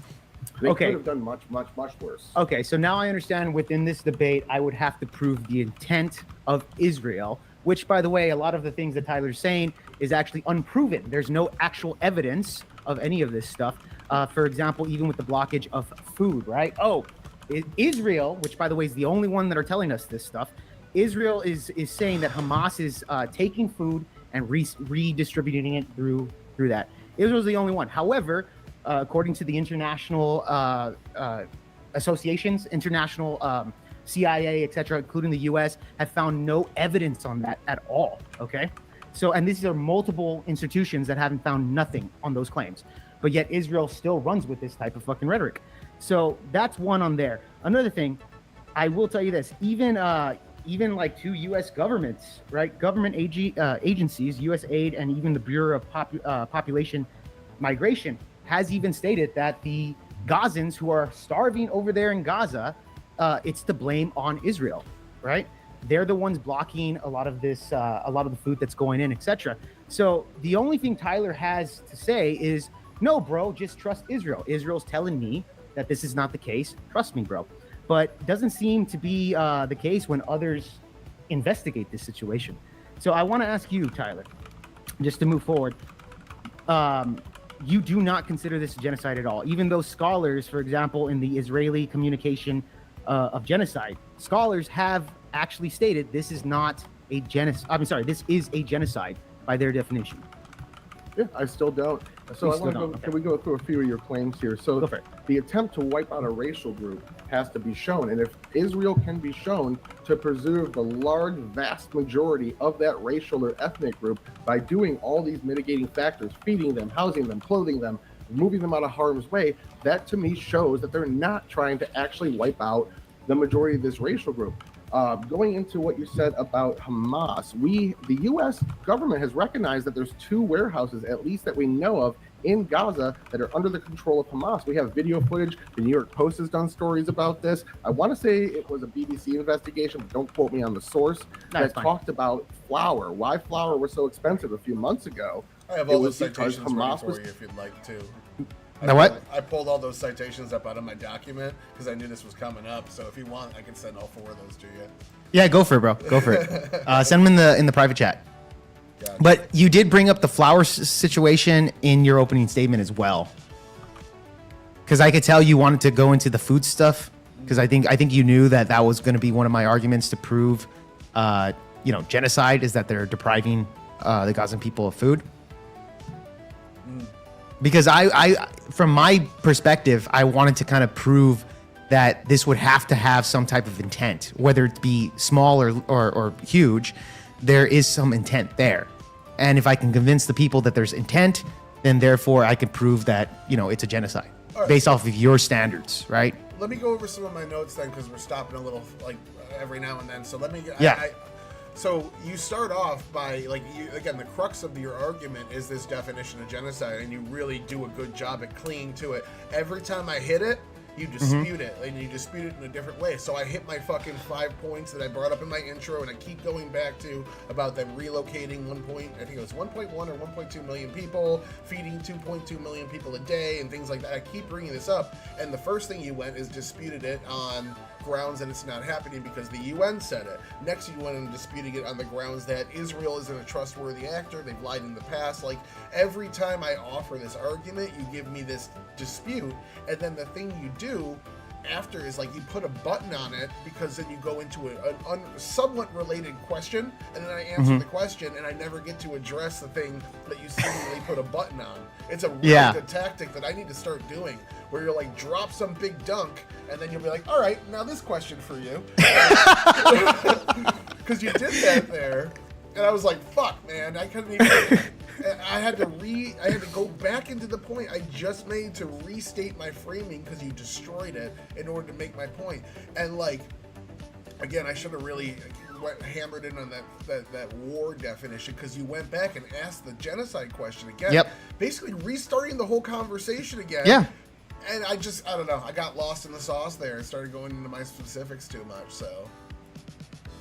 You know what? I kind of appreciate the compliment there, Tyler, because like I said, you're kind of a guy that judges debates very well. You're a better judger than me, bro. I can't name you fallacies or anything like that, right? I have a particular strategy on things, and it seems to work for me. But yeah, dude, I don't really think about that stuff. So that's why I wanted to kind of break this down with you, so that I can kind of learn and get better as a debater as well. Because I don't ever want to come online or go on IRL and get embarrassed by somebody. My thing is, I want to embarrass my opponent, destroy them. And I'm sure you have the same mentality here. So really quick, Tyler, so this is the first one that you gave me here. Oh, did you want? So, yeah, in my document here, I have 4 citations for the whole paragraph that I wrote. It's talking about multiple things, that's the evidence that they are taking UN aid and storing it in warehouses, because that came into dispute at one point. Yeah. And this shows the warehouses. Oh, by the way, Tyler, another thing that I was prepping for is that you sent me your fucking notes through Discord, and I did read through them. So that was another advantage that you gave me, to be honest, was you did. You were coming into it kind of blind, so I wanted to make it a good debate. Yeah, I know that, but I like I said, I think you gave me a little too much, because when I was reading some of those notes, you gave me sources on why you believe this and stuff like that, which is why I was able to kind of pinpoint a lot of your sources and then combat them with mine and just say that yours is bullshit because you just listen to Israel. That was kind of my technique there, because you basically handed me your thought process. I don't know if you intended to do. I don't know why you did that, but I'm sure you're just fuck it. All right. Yeah. Yeah, whatever. I don't do that if I debate like a leftist. That's the only people that don't get my notes. Generally, I drop my citation document the day of a debate to people. Okay, and by the way, I don't do citation documents and stuff like that. I just kind of review it. I go through stuff. I should do it like Tyler, really, because you're really good at kind of keeping notes and structuring. I could tell you're really good like a note taker, bro. Like a lot of the stuff that when I was reading through, it's very well put out. So that's why I was able to kind of understand your position before we even did the debate, to be honest. But yeah, I got to learn to do that stuff because I think that would help me in the future as well. But I did want to compliment you on that. But yeah, so you sent me some sources in the private chat. Anything specifically you want me to pull up on screen before we move on? No. That was just because it's going to get disputed here, and I'm not going to use that in my judgment of the debate. I just want, to know in your head that I was right. Yeah, no, I got you. I got you, dude. Yeah, and by the way, chat, just to let you know, like Tyler's really he is a prepper, bro. Like this guy, reading his notes. Even when I was going up against Destiny, I told Tyler what I was gonna aim for Destiny. I said illegal immigration. Tyler sent me an entire fucking his notes purely on that topic, and moving forward. So Tyler really did help me out, even with the Destiny situation. We didn't talk personally. He didn't prep me on a personal matter, but reading his notes did help me out with the Destiny stuff, So always appreciate Tyler for that. But yeah, he did send me his notes, so I was reading that shit in the airport and the plane and stuff like that. So I did prep for this guy, and my goal was to crush him. But anyways, yeah, let's move forward, Tyler. Seizing the aid that was actually going in. We have documented cases. Tony Blinken, under the Joe Biden administration, went to Israel 11 times to oversee food going into Gaza. There was one instance where he went there, the aid trucks from the UN went in through the crossing, and Hamas seized them right in front of the U.S. government. The UN had to go in and take them back. So to say this is unverified, I would have to just meet you with the citations from multiple things. The New York Post, why would they lie about this? So now, hold on, I got one more for starvation. So the starvation guesses, back in March, we heard 10,000 people were going to die of malnourishment. And we heard that they were starving, the kids were dying left and right. Well, we have the actual numbers. Since the beginning of the war, less than 200 people have died from malnourishment. They said 10,000. They were off by 98%. These are the same people that are quoting Gaza on the death numbers. These are the same people quoting Gaza on the genocide numbers. Mind you, 7 days into the war that Gaza started, they're claiming that genocidal action. All right, this is where we got the donation. Woo, big. Oh, there we go. L donated Over here. Tyler makes the claim that. Go ahead, Jake. Yeah, okay. So let me get my thought process here. So Tyler makes the claim that no, Israel's actually feeding Gaza, right? They're feeding the Gazans. They're so nice, they love them, etc. But what he doesn't tell you is that 64% pre-October 7th, Gazans were food insecure. In other words, there was a lot of malnourishment, right? 80% of the relief from human aid was what the Gazans were relying on, right? 80%. They need that situation. Not only that, 30% of the food that was being distributed over there in Gaza, or at least locally, was grown in Gaza. 30% of that food, right? So they do need the aid over there. But what he doesn't tell you is that, no, there's already evidence that shows that Israel targeted these food trucks. 500 food trucks daily pre-October 7th was cut by 80%. And this is from the UN Humanitarian Affairs that reported this. 80% cut, okay, on Israel that they blocked out, right? Not only that, if Tyler wants to say, no, this is just a lie, the UN are a bunch of liars, I'm sure that maybe might be the direction that he's I mean, Rajal, again, I'm so sorry. I apologize. We got hold on. $50. Super chat. Oh, well, shit. No, I didn't. Anyways, yes. Go ahead. Thank you so much. Go ahead. What are you the fight? Yeah, okay. So anyways, yes, 500 food trucks daily, cut by Israel by 80% post October 7th, right? So that's a sheer on fact. This has been investigated by where am I looking at? It's by the You're right. Okay, fair enough on that. Not only that, if he's making the claim that they're just getting blocked, they want to feed these people. Israel targeted food infrastructures. All right, they purposely targeted areas where the local food was being grown. Right. So, for example, for this, in November of 2023, They bombed the only operating wheat mill in Gaza. In Gaza, they bombed it, right? So I don't know. Was Hamas hiding in the wheat mill? I don't know. I have no idea on this situation because according to Tyler, every time they fucking bomb Gaza, it's because there's some Hamas guy there, and they just have to kill, the surrounding people that's around that motherfucker. I have no idea what their take is there, but they did bomb the only operating wheat mill in Gaza in November 2023. And as of December 2024, 95% of the cattle, the sheep, and the goat flock in Gaza destroyed.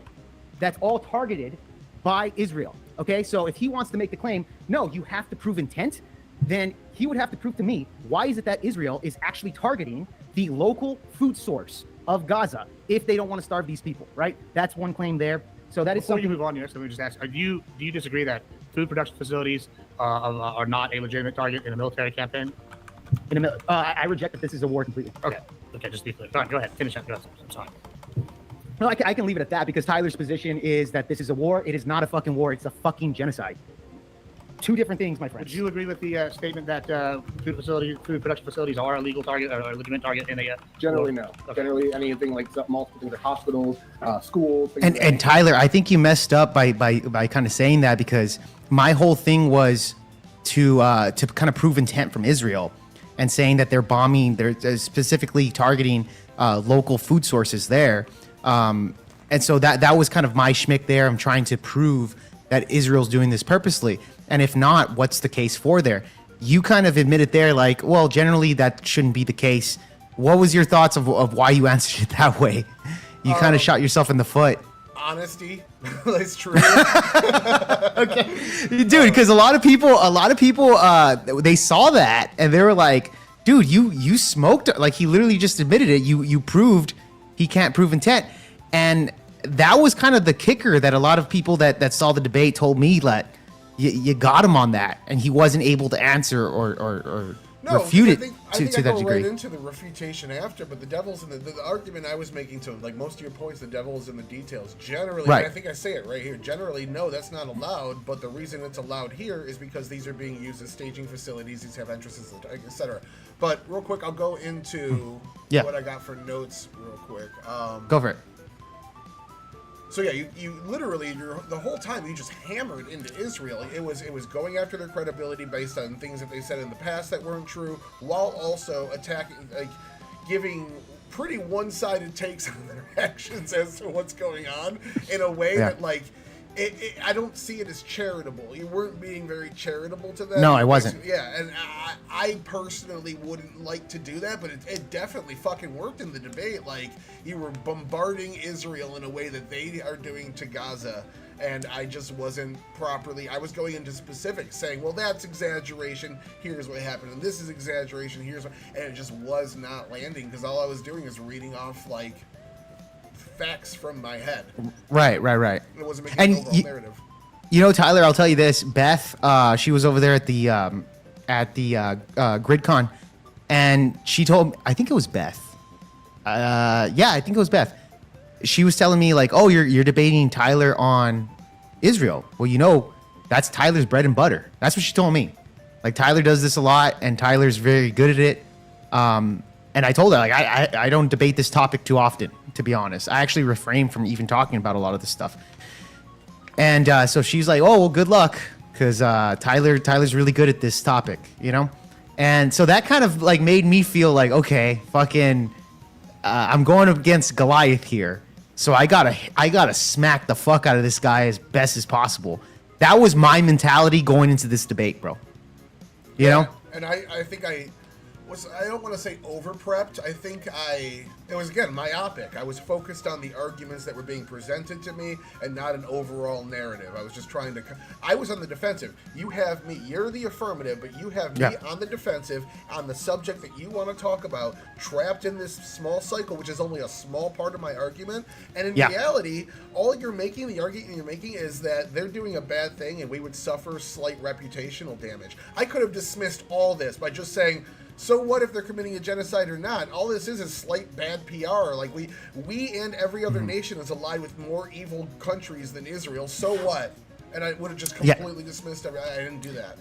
Yeah. And honestly, I was kind of a little bit prepped for that as well, because I was like, I'm hoping, because the thing is, if Tyler bites the bullet, which would dismantle all of my points, you would come out looking like an asshole, and I don't think you want to come out looking like Brandon Tatum. You know, that was kind of my thing. So I was kind of banking on your morals, really.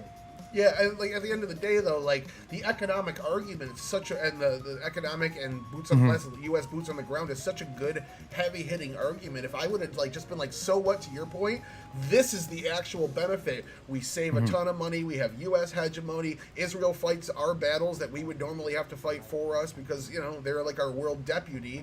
Like, why not? Why is this a bad thing? And if I kept you to that, even Alley Cat came up to me and said like he had nothing for it. You should have kept hammering that every chance you got. I just couldn't. I got trapped. To be honest, Alley Cat's right about that. I didn't have too much on that. I prepped for a day, read your notes, and prepped on the argument that I was going to shoot you on. And so, yeah, that's true. You should have fucking been more aggressive because I'm very aggressive debater. So. I think I banked off of that. I banked off of me being very aggressive and pulling you into the world that I want you to debate. Yeah. I think that's what I did. That argument, by the way, starts on page 18, so you might not have made it all the way down there. Probably not. Probably not. Like I said, like I only had a day to kind of develop my talking points and everything. But again, I didn't even know what direction this Palestine-Israel shit was going to go. I don't think you did either. So we were kind of going into this knowing that the debate's about Israel, but we didn't know a specific subtopic on it. I will say my document is prepped up from I've probably done about 20 debates on this. I've argued with people on Twitter and X or whatever for hours on end to hear all their points out and meet them. That food argument that you made about Israel, I've never heard that before. That was the first person to present that specific argument to me. Yeah, baby. I wasn't ready for it. I looked into it and found out Israel is responsible for somewhat, but the mass majority of their food, of their livestock, has just been eaten by Gazans that like raided tents, raided camps and shit because they were hungry. So most of that is because of the population eating it, but Israel did target some, and they, you were blaming them for all of it. I didn't know that. So like you just completely sailed that point past me, and if I'm offering this defense that I have a little detail to debunk what you're saying for everything, when you land one of those and I don't have anything for it, looked really bad on my end. And Tyler, that's the good thing about debates is that now you learn something new, and now if somebody brings it up, which you're telling me you've had these debates time and time again, nobody's actually ever fucking pressured you on that talking point at all. Never heard it. And to be honest, I've never heard anybody actually make that talking point. When I was doing my research, I found that out, and then I was like, oh, I got to use this. So that's why I used it. But honestly, I never heard anybody distinguish that as well. So that was from me kind of going there, and I was kind of surprised. I was thinking like Tyler knows a lot about this topic. Obviously, like it's his bread and butter and shit. So I'm going in here kind of like at a disadvantage because I don't debate this topic very often. I should though. I want to. I think it's an important thing for my belief system. So I should do it. But yeah, I did notice like you kind of you looked bad on there, and really hit me hard. I feel like. Yeah. Well, Tyler, have I at least been your toughest opponent? Because you've had like 20-something debates on this shit.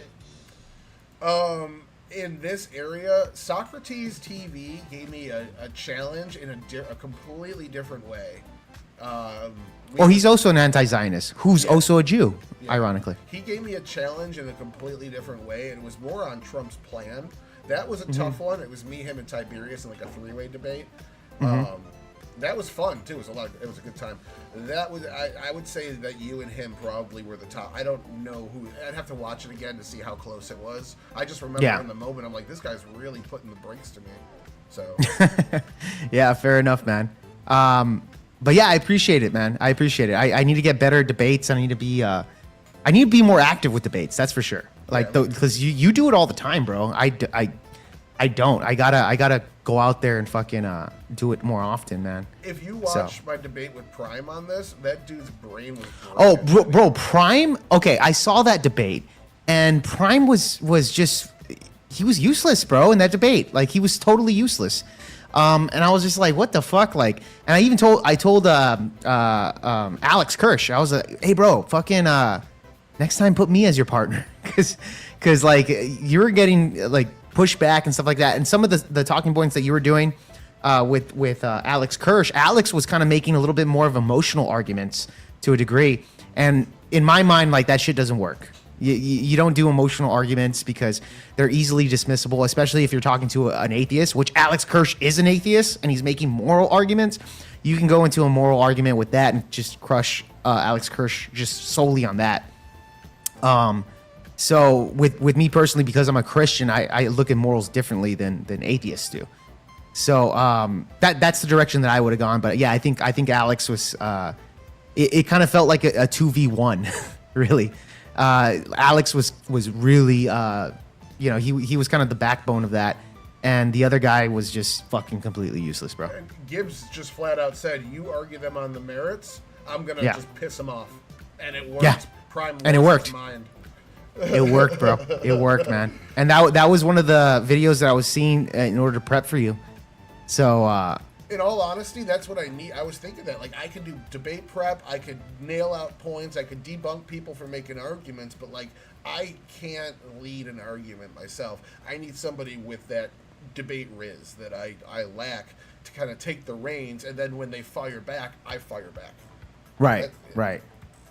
Okay, that's understandable. I get you there. I think I thrive more on one-on-ones, bro, because I get frustrated with panel stuff because when I have somebody in the corner, somebody else will come and kind of interrupt it or try to bail them out, and then I have to tell them to shut the fuck up. And I'm trying my best to just fucking kill this guy, but I have other people on there that want to talk, so it makes it a little bit more difficult for me with like open panels and stuff like that.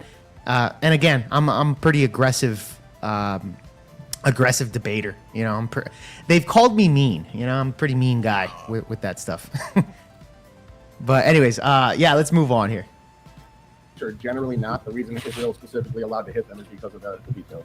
So food production would not be a legitimate target. To the best of my knowledge, Okay. no. In I'm your not a opinion. lawyer. Sure. I'm not a lawyer. Yeah, I didn't mean from a lawyer's in a war standpoint. situation? Just Yeah, in a war you situation. cannot- Well, the reason I ask is in America, right? You know, one of the arguments would if we got nuked, one of the first places nuked would be the breadbasket to take out our food production. Most people consider that a war, like Well, as well as like hospitals. right? Yeah, Gibbs most really people wants to consider ask you food this production question. facilities a legitimate. Now what? He really wants to get this question off to you. You already just said no to it once, and he's asking you again. Okay. Oh yeah. Hold on. Let me rewind here. You know, one of the arguments would if we got nuked, one of the first places nuked would be the breadbasket to take out our food production. Most people consider that a war, like Well, as well as like hospitals. right? Yeah, most people consider food production facilities a legitimate target of war. I was just curious what y'all's takes were, since you seem to be against that. You also seem to be against that. So in response to him, if they're taking out food production facilities and you're avidly against that or openly against that, what is your disagreement then with what he's saying? Well, it would depend on the details and the context of what's actually going on. So with hospitals, I don't know specifically about the food facility he's talking about, but I know generally hospitals and other facilities, about 2/3 of Gaza City in general has terror tunnels underneath it. Terror tunnels that are being used by Hamas to facilitate attacks against Israel. Hospitals have been used. We saw this most hospitals. Israel released evidence that most of these hospitals were being used as staging grounds. Several of them were raided. Videos, evidence is available. Satellite evidence is available. We found a children's hospital in Gaza. Underneath it, there was an arms munition, just stores for Gazan weapons. They are using these targets to hide their activities. It's guerrilla warfare, and they're intentionally hiding behind their population. This would be, in a sense, them committing a war crime and then opening the door for Israel to now bomb these facilities. Now, going into the food insecurity point, if I've heard this word before, it's straight out of the Mandami playbook right now, but generally it's been used by people in the United States to say food insecurity exists, and that's the reason these people can't do X, Y, and Z. Food insecurity happens. Sometimes when I don't know what's going on for lunch and I only got $5 in my pocket, I'm food insecure. It doesn't mean malnourishment. It doesn't mean you're dying. It doesn't even mean necessarily that you're underfed. It just means Well, you're switching the definition, Tyler. that's what food insecurity. Food insecurity. Okay, the way I'm using food insecurity just means people that are starving. That's it. Like you're not starving. That's starvation. Food Okay, insecurity is so a- let me reword then starvation. Yeah, okay. 64%, yes. So again, that hasn't been proven. What we saw in early reports, we saw the prediction that 10,000 people would die from malnourishment in over 2 years, and it's less than 200. It's showing that all of these statements that people were dying and being starved to death just aren't true. Pre-October 7th. Yeah. Well, no, general. Just No, pre-October 7th. This was post October 7th that this happened. Okay, all right. Yeah. Okay, During the war, they said 10,000 people were going to die as a result. There, I'm trying to throw you off, but you were like, okay, you have your facts there. I'm like, all right, I'll accept that. So I'm trying to kind of dig to see if my research matches up with you, but if that's your research, I'll just accept it. You know? Yeah, because you were using Israel. those reports earlier So I wanted to directly, you use those reports to make your conclusions. And so I wanted to dig into how that report was 98% off in its summary, like its projection afterwards. All the details they said that they collected, all the studies they did, they were 98% off in their prediction over. And like, so it was completely wrong. I was trying to use that to discredit the study. I never said that. I'm watching this right now. I never fucking said, well, that's the study you used to come to a lot of the conclusions that No shit. Yeah. Yeah. I never fucking brought that up. I just debunked the study and nobody knows what I said. Yeah, and not only that, that's why you have to bring up what I said in the past. Tyler, that's the thing. Your brain is working on like what your talking points are, and you're not repeating what I said, bro. You're not bringing up like, well, you said this, actually, blah, blah, blah, blah, blah, you know? And I think that's why I was just like, okay, because I didn't, like, maybe I did say that. I don't know. Like, you have to bring it up. I'll be like, oh, yeah, I remember.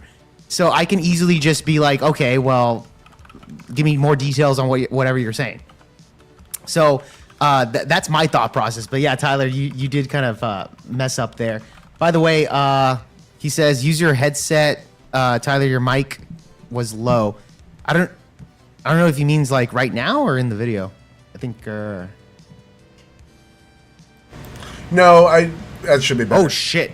Yeah. Oh shit! Yeah. That's a lot of fucking feedback. Sorry. Okay. Yeah, you're good, Tyler. All right, let's move on here. Not allowing food in. What Israel did was block the UN food. The reason they did this is because the UN was refusing to go with IDF convoys to hand out and distribute that food. The IDF and the Gaza Health Fund, or the Health... But you know that was for safety purposes, right? Yeah, the Gaza Health Administration was humanitarian administration handing out food. They refused to work with the IDF and give their food to this Gaza feeding administration out of Israel that the United States is also involved in. They wanted to do it on their own. Israel said no and blocked their trucks from going in. Well, they offered to do it for them, and the UN said no. But you have to consider the position of the UN, because you have to realize that when these trucks were coming in there, the IDF was not protecting them from the crazy people that were actually trying to raid those trucks, bro. Like, the IDF has total security on the borderlines, right? They're sending in people that are in trucks there, and they're getting bombarded, just like you mentioned earlier, and the IDF was doing nothing about it, Tyler. Yes, they were refusing to work with the IDF. Yes, because they weren't protecting them. But what we have so the IDF was purposely doing that so that they can put the blame game on the UN. I don't know. And you know how I say they were purposely doing that, therefore I'm trying to prove intent. I'm still trying to improve intent there, Tyler. Yeah. Am I a mind reader? Do I know that they're doing it? No. But from the outside looking in, that's what I'm trying to prove. Complete failure on my end. Again, it's the devil. I'm making the devil in the details argument. I'm not giving the right details in the right order and hammering down on them enough. I should have mentioned that, one, this was a dispute between the UN and the IDF that only lasted a few months. And those trucks continued to flow after that and were flowing before that. It's because they didn't want to go in with an IDF convoy. I never mentioned that. I never mentioned this has been over, and they actually have more humanitarian aid going in afterwards from sky drops and all that than they've ever had. I never mentioned Joe Biden's doc and tying your argument into the Democratic stance on the position. I should have been saying, look, this is what the Trump administration is saying. You're saying Trump is a liar and giving me Joe Biden talking points. This is why Joe Biden spent $500 billion on that dock that he never used in Gaza, and I never did that. I'm leaving so many good dunks on the table, and I'm watching this now like, holy fuck, I was like just super focused on debunking everything that I never even debated. I'm just acting as a fact checker. I'm like, yeah, that's it. Yeah. Damn, Tyler. I'm glad you're honest, because you mentioned before the stream that you were gonna enter this as if this is like not you and it's not me, and you're gonna judge it based off like a criteria of like down the middle, you know? And I kind of get you. Because if you would have mentioned those things, I just would have been like, okay, well, I can't really argue it. But if you would have pressed me on it, like, okay, Jake, if you're saying it's intent, can you what's the deal with this shit? And I probably wouldn't have too much to say on it. But you didn't do it, bro. You didn't press me. You weren't aggressive enough. Especially if I needed to, the Madami thing was good, and then that was good. That was good. Keep tying you to the Democratic Party, the Democratic stance. Like, you sound like fucking Kamala Harris right now, bro. Yeah. This is why. You sound like Joe Biden right now, bro. This is why. And Mandami, I could have kept framing you as a leftist, because you are using traditionally talking points that you hear from leftists in a lot of places. Yeah, that's fair enough. Like, that's what I'm saying. In my opinion, it's not leftist talking points. But for you could press me on that and make me look like I'm a fucking stupid lefty. But you didn't do it. You didn't do it, Tyler. Tactic. I put it in my introduction 2 times. It Yeah. was my planned tactic, and I just completely bailed on it. It's a complete failure on my end. Yeah, I get you there, and I'm glad you're telling me this, so that way we can kind of break down our mindsets when we're kind of talking here. This is why I'm telling you, like, oh, I did that on purpose, referring back to XYZ of what you said, right? So this is why it's good to kind of break it down together, and to know that, so that for next time our debate, or when we debate this again, it's going to be 20 times more intelligent, you know. So we'll go on that matter. If there's anything to say that the idea. Well, that seems to be the case. I think that sounds like more of speculation to me. Well, any proof of that? Well, remember, I'm trying to prove intent here, because in your position, you're saying this is a war. I'm saying it is not, right? Which I'll get to that later. Just keep that in the button there.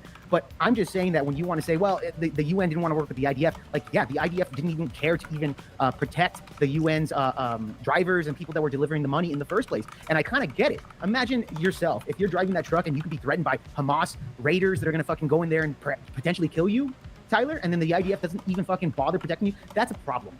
I agree with you, but if their rejection is we won't work with you at all because we don't want to, the IDF, which was proven in court, has the right to turn down people from going into an active war zone without their supervision. And they've been doing that. So right now, the Gaza Health Humanitarian, I can't remember the name of it, it's in my notes, unfortunately, but they are set up 4 sites within Gaza, completely protected by the IDF. There's been very minimal casualties, and again, they're handing out 2.2 million meals a day to about 1.2 million people. They're feeding over half the country every single day. Let me ask you this. Okay, so again, I'm trying to kind of prove the intent of Israel here, that this is not a war, it's a genocide. We talked about food supplies. You mentioned that, well, the reason why they're bombing out the hospitals is because there's a fucking tunnel system and they just got to take out them. Why are they targeting the food supplies here where it's cattle, literally cattle's farms, middle of nowhere? They're bombing these areas, killing out cattle, bro, killing out wheat farm. What's the excuse on there? I don't know that particular. I have to look. I pushed you on it again, bro. I brought it up again because you had already told me that you didn't know, and I asked you again so you could say it again. That's what I did, bro. Oh man, dude. I have some dirty tactics, don't I? I don't know. Is that fair? It's just right. No, it's fair. I didn't have anything for it. It makes me look terrible. It's just like you found a weakness in my guard. You just keep hitting that jab. And I kept hitting it. Yeah. But now you know my mindset when I'm going into a debate. There is that if I see a fucking weakness, I'm gonna keep hitting it until you just admit I'm right. Like, that's all I'm gonna do. But that was my tactic there to kind of prove, because again, I'm trying to prove intent that this is genocide. And if I can prove it, therefore, my next question would be, then you support genocide. You support people dying. And then I will make the moral claim. And then people will look at you as a big pile of shit. And therefore, I win. You know? Like, that was kind of the intention. Which, by the way, you didn't fall for the Brandon Tatum stuff. And thank goodness you didn't. I thought you would. I honestly thought you would. But you didn't do it. So that was a good thing, man. Would you assume that's probably because there's tunnels down there? Maybe, but I would assume since Israel has been able to use evidence to refute almost all claims of genocide, and the Which has United never States been proven, government, the United States government backs them up that war crimes were not being committed. I would assume since Israel has shown to be the more honest, not perfectly honest, but more honest actor between the two. Really? Absolutely. Wait, hold on. The decapitation of 40 babies, which was... I'm sorry, I had to bring up the fucking propaganda from the beginning about honesty from Israel. So right when you said that, like, they're honest, yeah, I brought up very old from the beginning of the October 7th situation. So that was another thing that I brought up there purposely there. I should have brought up the Trump. Like, I brought it up a little bit there that it's the Israel and U.S. I tried to tie it back there a little bit, but I should have been on. This is the Trump administration verifying everything Israel's saying, and you are calling Trump a liar. That would have been it. And the thing is, dude, I would have said, like, well, Trump is let's be honest, he's a Zionist. I would admit that. And look, I have a Trump flag. I love Donald Trump, but I could see his flaws on things that I disagree with him on. You know, doesn't mean I won't support the guy. I'll still vote for him over Kamala Harris and Joe Biden. Those guys are satanic pieces of shit. But at the same time, yeah, I still support Donald Trump. But I didn't want to get into that. Totally off topic, but yeah, you know, that's just my frame. It's just showing separation between you and the stated goals of the crowd, you know? Yeah, exactly. That was propaganda from Israel. They had no proof on that. Okay, that was a game of telephone. What Israel, but you would.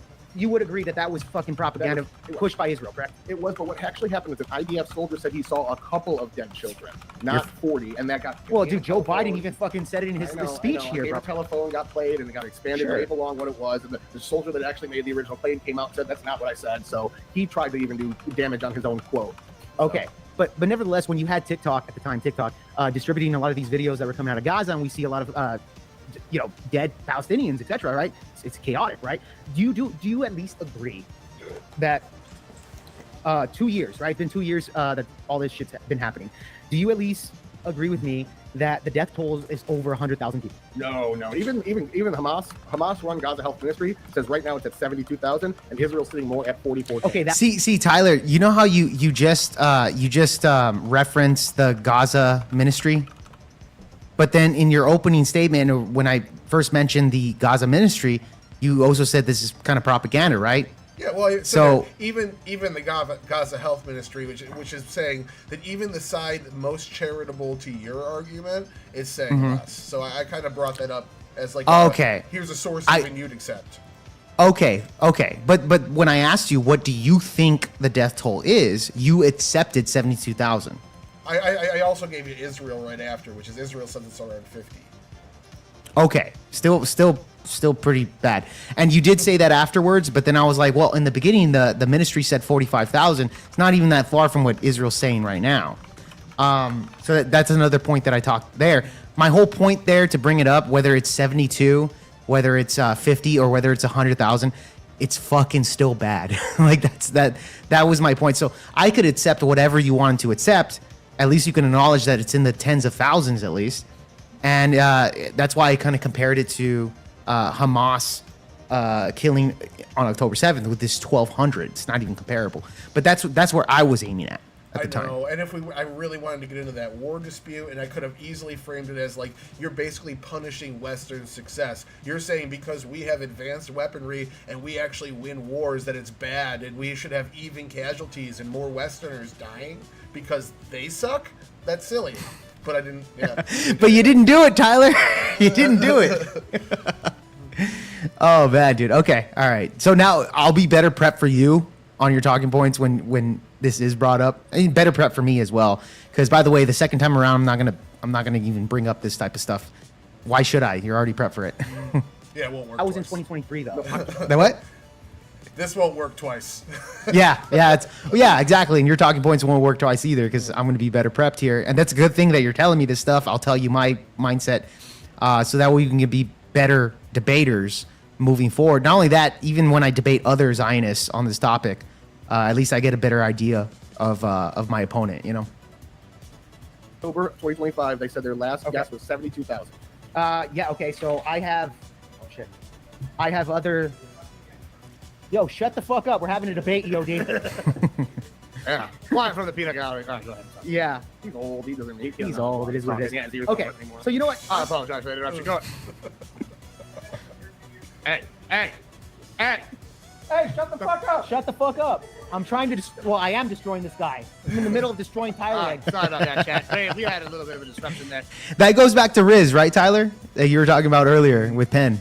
It's also at this point true. I'm watching this again, like, fuck, I made so many bad mistakes, and like, if you really wanted to break it down point by point, I think I took a lot of small W's, and who the fuck cares? Yeah, exactly. I'll give you the W's. Okay, fine, whatever. You know, but my mission is to convince the people that are watching, not my opponent, you know? So that's my mentality when I go into these types of debates. I would say, would you agree that's over 100K? He says, no, it's probably around 75 to 80K. I'd say 50. Okay, you would say 50. Okay, but even though you just stated that, okay, so let me check. Okay, you would say 50. I want to know where you get those numbers because that actually aligns with the health ministry in Gaza. They say 45K. And then you're saying, no, it's probably 50. You're still fucking saying that it's actually more than the Gaza propaganda that's coming out saying that that's 45K. When I checked it last week, it was 72 from the Gaza. Okay, so let's say 72, okay? So post October 7th, we know that Hamas has killed, 1,200 people in that attack, right? 1,200 people. Say 1,200 people. You would agree, okay, 72,000. Would you accept that number, 72,000? Yeah, okay, fine 72,000. 72,000. Okay, so in the last 2 years, how many more Israelis have died in the hands of Hamas? I think it's only a couple thousand more. what's it like? What, 1,000, 2,000? Let's say 3,000 just to be safe. Okay, significantly less. So let's do 3,000. So they killed about 4,000 people in the last 2 fucking years. Where Israel, and he's accepting this number, 72,000. Right? This is not a fucking war at all. Okay, not even fucking close. So again, we're going back to my definition of genocide, right? Which I get from the Genocide Convention, right? And they define it: any of the following acts committed with intent to destroy, in whole or in part, a nation, ethnic, racial, or religious group. Okay, this all falls under the definition that this is not a war. This is a genocide that's being committed by Israel. Okay, so going into that again, you're talking about. Let me get the time. Oh, actually, you hold it for a while. Give it back when you start talking. You're talking about less than 3% of the population of Gaza right now. So even if we accept the Hamas numbers, you're still talking about 3% of the population right now, and we're not even splitting that up between combatants and civilians. We're talking about total deaths. Israel's claiming to have killed about 20 to 25,000 members of Hamas or Hamas affiliates or IJF members. Wait, really? They claim that? Yes. 25,000 Hamas members that they've killed? 20 to 25,000 members of Hamas, IJF, or other factions in that area. So then that would mean, because they're estimated around 20,000 Hamas to 40,000 Hamas members in totality. So if they're claiming that they've killed 25,000, right? 25,000 Hamas members? I know where you're going with this. Math. Just to clear this up, they're not claiming that they killed over half. Hamas has already replaced their losses. Hamas has said this. Hamas said this, but if you look at So Hamas Well, I is can saying, debate you, Gibbs, really quick if you want. I mean, I'm not gonna lie, I was kind of upset that Gibbs fucking is correcting that or whatever. That's why I was just I kind of attacked Gibbs a little bit. Like, okay, I'll debate you then, Gibbs. That definitely should have been me saying something like that. And I think right here I said, got it. That's why. And to be honest, that is a part of my personality. When I'm debating somebody and the mod helps my opponent, then I tell the mod, like, I'll just debate both of you then. If you're going to be Ted Cruz tactic of calling out the media in the middle of the debate and getting a huge cheer. Yeah. Exactly. Real quick, we're going into, I make the devil in details argument again. I bring up the 2-to-1 ratio, but even then it doesn't dispel your accusation of inhumane. I needed to explain why a 2-to-1 ratio in urban combat is actually extremely humane compared to all urban combat in human history. If you look at the Viet Cong, what we did there, it was like a 9-to-1 ratio. You look at what we did in Tokyo in Germany, it was hundreds of thousands of people died, like, that were not part of the army. Like, this is extremely good and humane. I needed to explain that. I never brought it up. Okay. All right. That's a good way of putting it, Tyler. And I'll tell you this, like, yeah, I did attack Gibbs there for a little bit, but that's just a part of my aggressive tactics there. So no offense to Gibbs. He did a great job moderating. Just a point of clarification. Just a point of clarification. Hamas has said that they've replaced their numbers. They have, but I don't know. Okay, but let's look at the IDF. You look at the ratio. Let's look at the IDF. They have like 170,000 soldiers of an army, and then on top of that, another 450,000 on call. So they have a totality of around like 600,000 soldiers here. It's not even comparable to Hamas. So in a war, I would assume that they would need a military. These people that are being bombed out, their food supply, their hospitals, their homes, 92% of homes have been absolutely obliterated by Israel in the Gaza Strip. So again, when you look at these numbers, do you disagree with that, Tyler? 90% of homes. I think it's significantly less. I thought it was around 60% of homes. Okay, well, let's just go with the lower number. Like, do you think it's okay that 60% of residential? Okay, so Gibbs actually goes after you on right afterwards. So Gibbs is being neutral on this, and when you were saying, like, when you stated, like, no, it's about 60%, not 90. It's still bad, Tyler. That's the thing.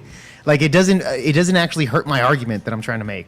I think that right after I get into the specifics on that, I think, though, the only thing I have here is you keep focusing specifically on the proportionality, and I'm trying to keep opening it up to tactics or the blame of who started the war, and it's just getting completely drowned out by the proportionality argument over and over and over. It's like you're not even, like, listening to me. You're just nailing this fucking point home.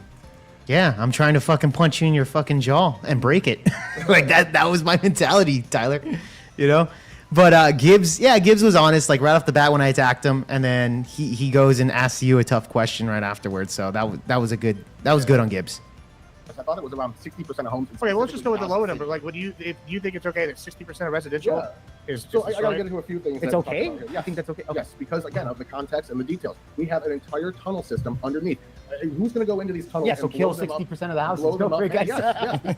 Yeah. Well, hold on, just into them. Yes. just the Jake's side and Jake's point here. I mean, wouldn't that? It's like I don't want to be the conspiracy theorist, but I do look like I was shown, so I'll pretend. Well, it's real convenient that there's a lot of tunnels under 60% of the area for the group that's getting ethnic cleansed. You know, like Actually, Gibbs went after you pretty hard. I mean, let's just like it's not like they have excavators. How are they building these tunnels? Like, I mean, how much proof of this is there? I mean, I know. I mean, obviously, I mean, my position on Israel's known. Like, but I've seen some claims about these tunnels. Like, how are they building all these tunnels? Like that 60% of houses are destroyed? Sus. What are you going to say that? Well, okay, so not all of this is the fault of the people in Gaza. Some of these people in Gaza have reported that one day they were building their home, they woke up the next day, and there's a guy with a rifle in his hand saying, we're going to put this tunnel entrance in here, and there's nothing you can do about it. So sometimes they're hostages and of their own government. Other times they're willing participants. We saw with the hostages that came back after that they were kidnapped by Gaza, they were being held in civilian homes. They were being held in UNRWA tents. The UN sponsored people to hold hostages. Probably unwillingly. I'm not blaming the UN here, but UN money was used to hold hostages. They are manipulating all this aid coming in and using it against the Israeli people. Can you move your mic closer? Yeah, by the way, absolutely. yeah, absolutely. You're quieter speaking. Well, I was just talking to you. Yeah, you're fine. Go So, ahead. I want to address Jake's proportions argument that he just made because it was a twofold argument for genocide. I think we already addressed the hospitals and arguments of that nature. So I want to talk about proportions. It doesn't matter if Israel has the better army, that it was a miscalculation for Iran to fund 6 proxies, 6 front war they were fighting, not just against Hamas. That's just and Gaza. That's just one of the 6 fronts. They were also fighting Hezbollah, the Houthis, the Palestinian, the PA, and other small proxies within other regions. And Israel encouraged it. 6 people were attacking. It doesn't matter if they were encouraging. They did encourage it. It's not victim blaming. Israel was literally supporting the funding of Hamas. 20 years ago. 2020. You see how I don't address the proportion thing. I go to, well, Israel encouraged it. So what do you have to that? Israel encouraged it. Here's something that happened 20 years ago that has almost nothing to do with it. I should have just been like, that has nothing to do with it anyways. You didn't dismiss it. You actually engaged with my argument. I engaged it. I dove right into it and fact checked it and abandoned my awesome. I'm making the point right there. Yeah, you did. And I was just like, oh, well, Israel encouraged it. The funding.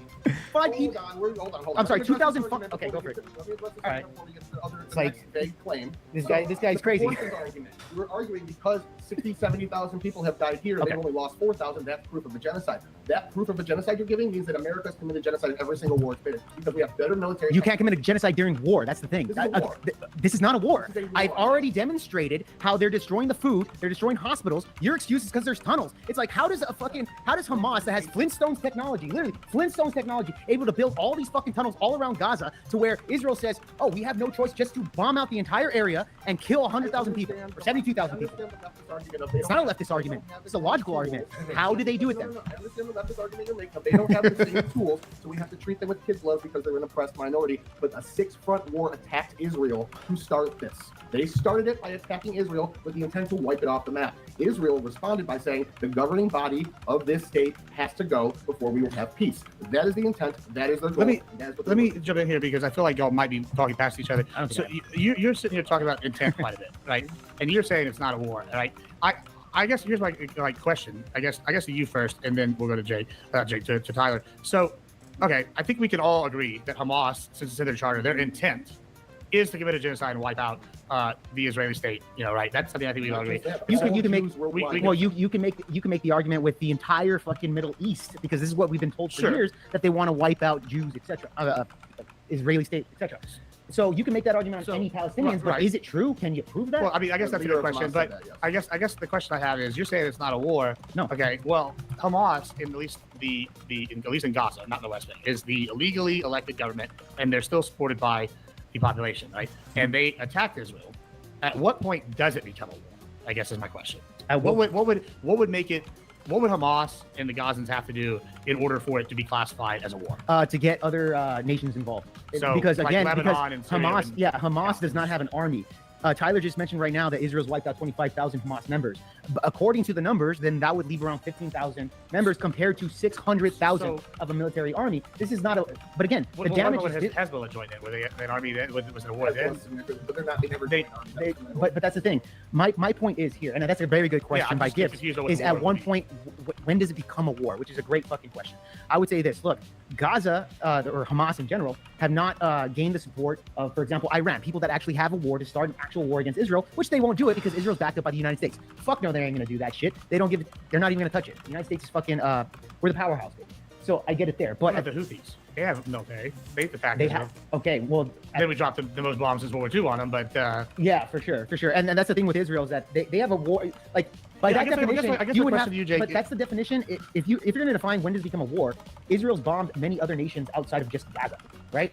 From the Houthis to Rafah, etc. Like they are dropping bombs at even Iran, right? So because they dropped bombs on them, does that mean that they're starting a war? By that definition? well, I mean, if you're asking me, I'm not in the debate, but Okay. yeah, but well, but sure. I mean, if Well, you want me to answer, I would say. I'm just saying I would yeah, reject. yeah. reject So, the go premise there. ahead. I'll let you answer. You're just projecting this as a war. I need Let me ask you that, Tyler. You know, if Israel has bombed other nations, and would you consider that a war? I could. The moment they Well, it depends. There's different levels of attack and bombing. Like if there are conflicts that don't result in a greater war, there might be a little skirmish over here. But one of your points that I think that you actually got onto that you could have hammered down is Hamas isn't the actual military of Gaza. They're a terrorist group. And same thing with Yeah, they're a Hezbollah, terrorist group. Same thing with the Houthis. They've taken over land in these countries. That's true. That's Yeah. not Lebanon actually doing it. It's not Yemen actually doing it. It's the groups Yeah. within that are actually not part of the government. And Lebanon, the Hezbollah is part of the Lebanese government, but the Houthis are a completely new governing force that claims that they're the rightful heirs. which Gibbs brought up. Yeah. Yeah, and You're right. Yeah. Gaza is the governing force of Palestine, and we could have disputed that, but you could have brought that up. Now, you did make a false claim, and I never fucking brought it up. You said that Iran hasn't been involved. Iran was who coordinated these 6 fronts to attack Israel at once. Iran is who funded them. Iran is who backs them. They are all proxies of Iran, and I just let that shit slide. Like, Yeah. I think I misspoke there. To be honest, I misspoke there. But you could have you could have addressed that to me, and I would have just been like, "Oh, my bad on that." You're right. But the Gibbs let you go too, and then you answer Gibbs with a rhetorical question that kind know. of dodged his question, and he didn't press you on it either. He just let it go too. It's like everyone's just kind of like letting you go, and then like Gibbs is holding my fucking balls to the fire with his questions to me. Yeah, I mean, I don't know, man. I guess I'm just trying to when I ask these questions, I'm trying to like prove my point here is that, you know, like the original point where you were saying like, well, Hamas started the war, right? They bombed them first. But then I can make the argument that, well, Israel's bombed other nations. Would you consider that a war? And then you say, well, that depends, right? So that again, I'm trying to get into the clarity of what starts that war. And Gibbs was the one that brought it up, so that's why I asked that question. I gotta let my dogs out real quick. I'll be right back. Go for it, Tyler. Anyways, Wicked fucking Wally. Another cup. What? Africa. Typical day ending in Y. Yes, sir. Typical day ending in Y. Wicked Wally. Good to see you in the chat, bro. But yeah, we're breaking down this debate just so me and Tyler can kind of learn from it. And kind of and dude, shout out to Tyler. Tyler's actually being honest with a lot of his mistakes there. And if you guys ever see my debates, I am pretty offensive driven. I remember that there was this one fucking liberal, I forgot his name, Duck. He looks like Duck Dynasty. And that motherfucker was saying like, yeah, you know, I don't care to debate Jake because he's pretty brutal. He's pretty brutal. But I do try to be a brutal debater, man. That is purposely done. Well, to be honest, it's kind of my personality. So I'm kind of adjusted to it, to be honest. His chair is studying hard. Come on, Wally. In fact, Wally, I was sitting on the chair that you were sitting on, bro, and I did kind of feel the farts that you were laying into that chair, man. So maybe that's how I was able to be as aggressive as I was. I was feeling the farts of Wicked Wally, and that's how I was able to defeat Tyler. Those farts really helped me out, Wicked. So thank you a lot for that. Tyler, now you're back. Okay, so you ready to move on here? Actually, Tyler, how much more time do you have? I have another about 35, 45 minutes, and then I only Okay. have to go like a couple blocks away. So if you want to finish, I'll be in 20 minutes, half an hour, and I'll be back. Well, yeah. I mean, we like. I'll let you go with your family. I know you still have to like do shopping for Thanksgiving tomorrow. You have the sides today, I right? took care of that all Okay. beforehand. Okay, it's all good. Yeah, I mean, at the end of the day, yeah, we can end it afterwards, man. No big deal. But I do want to kind of fast forward a little bit because our debate was a good amount of time. I'll do about 10 minutes. All right. See where this lands here. Dominating force in both of these regions. Israel's calculation was we could either have the Palestinian Authority in control of both of these lands, or we could split it up. We could take this less radical group at the time, because Hamas wasn't always a terrorist entity, it was a much less radical group at the time. Put them in power and that they do something different. Something the United States does all the time. We back the rebels in a certain area, and then those rebels take over, and we hope they moderate. And something like what we're seeing with Syria right now. The current rebels that we aided or that were aided. What's your definition of less radical, though? So you're claiming that's something the government does. Okay. Yeah. Okay. So, but your claim of Hamas was actually very less radical when they were funding them. What Is that's your argument here? Is that they were just less radical?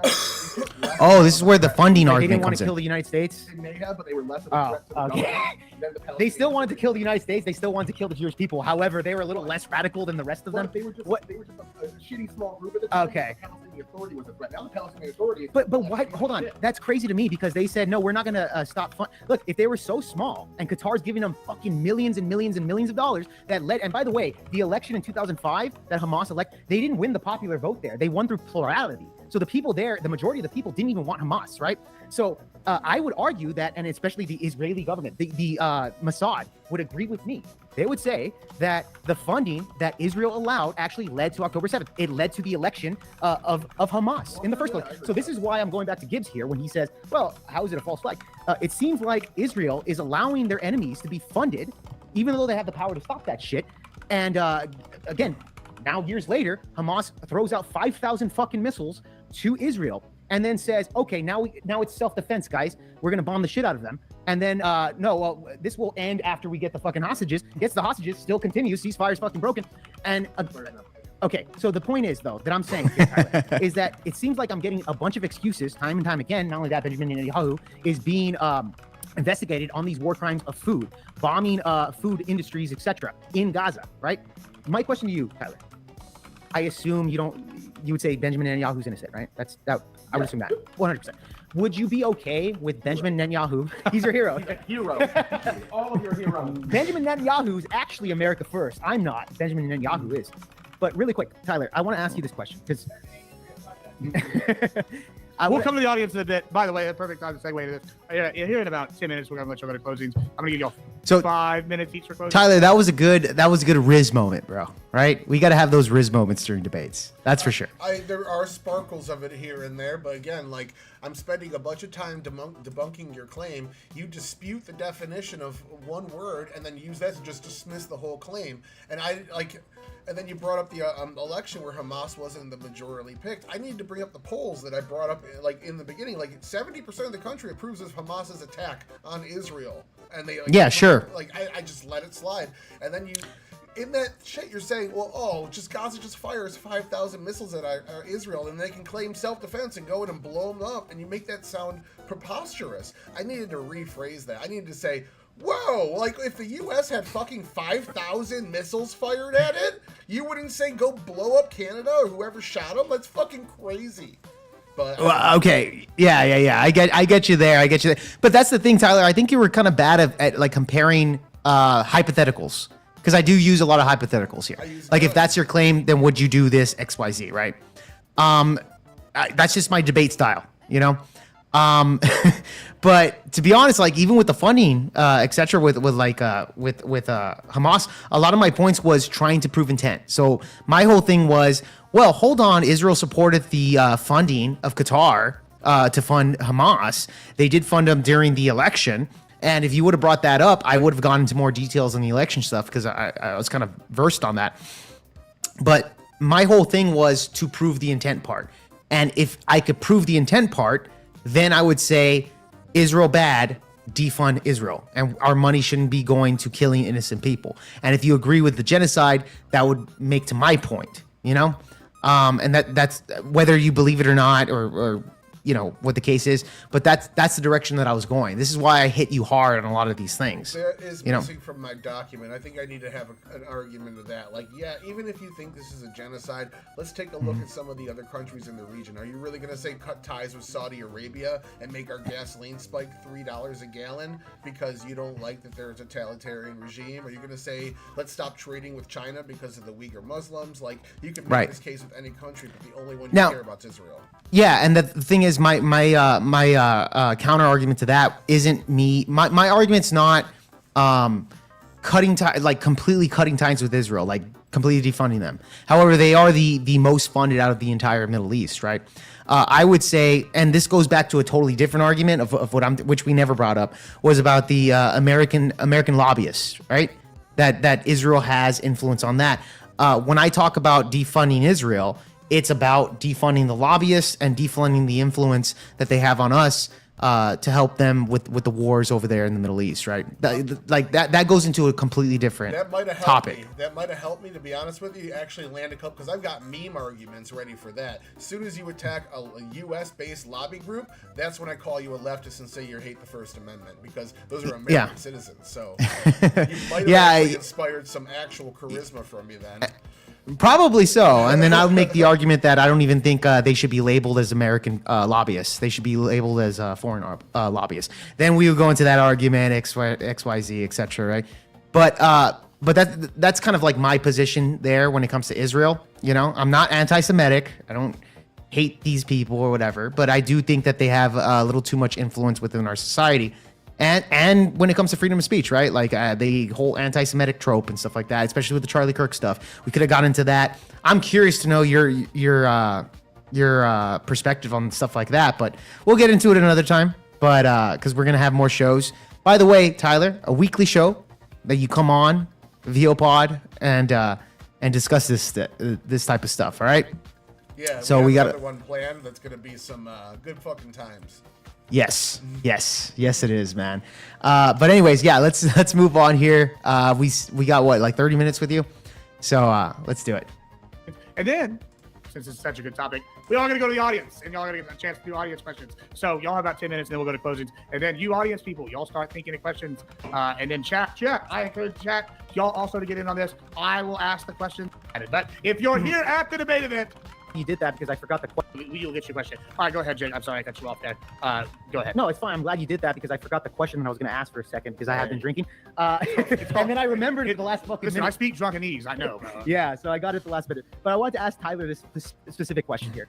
Tyler doesn't believe any of the quote-unquote propaganda that's being said on Benjamin Netanyahu. He's not a war criminal. He's not depriving food from the Gazan people. He's not doing any of that shit, right? Now, let me ask you this.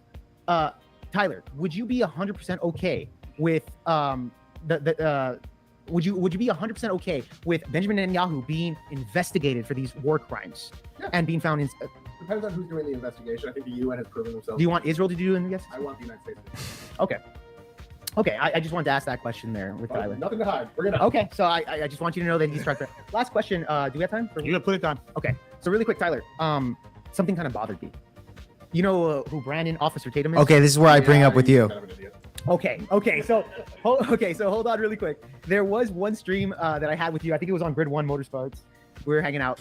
And yeah, shout out to Grid 1, man, for setting this shit up.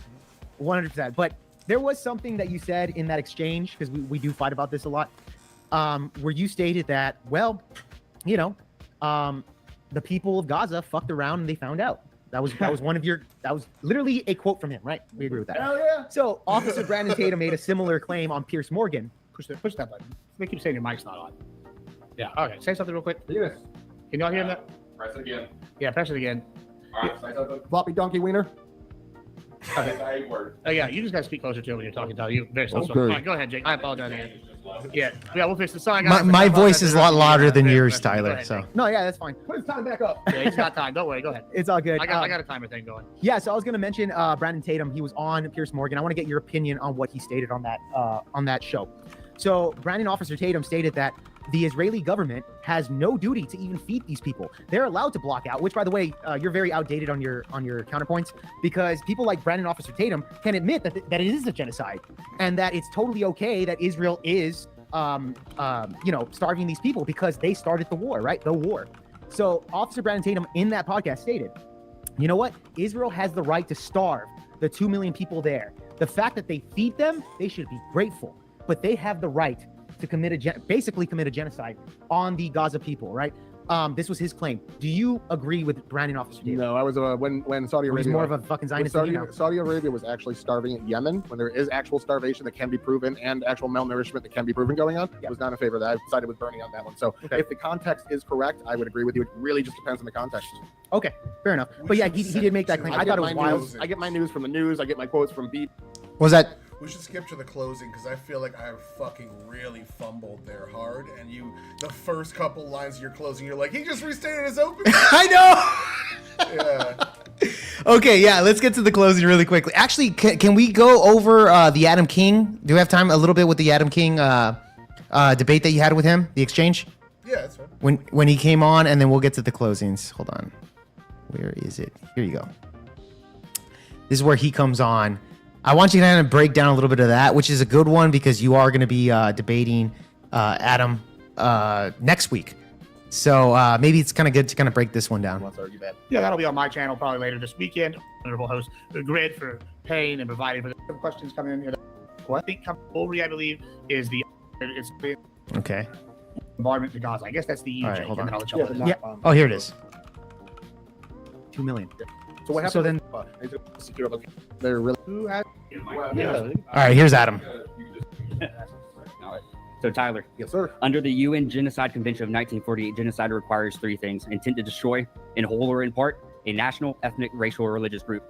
Would you not agree that there was still a form of clear intent that erasure of civilians was okay, as the lowest estimation of 60% plus of civilian homes resulted in destruction based upon actions chosen even in pursuit of your justification, being so-called tunnels? You said civilian homes, right? Yeah. Okay, so I'd say that if you were arguing that there was a genocide against homes, then you might have something there. But the fact that they were relocating the people out of those homes prior to, many of them were held there by gunpoint by their own government, but they attempted to move these people out of that area prior to bombing, which is the 400,000 people out of Gaza City before they initially went in, and that's when the actual massive destruction to homes happened. I'd say that shows their intent to preserve as many lives from that ethnicity as possible with still maintaining a war. Okay, so that removes the first qualifier to the definition that's provided, intent to destroy.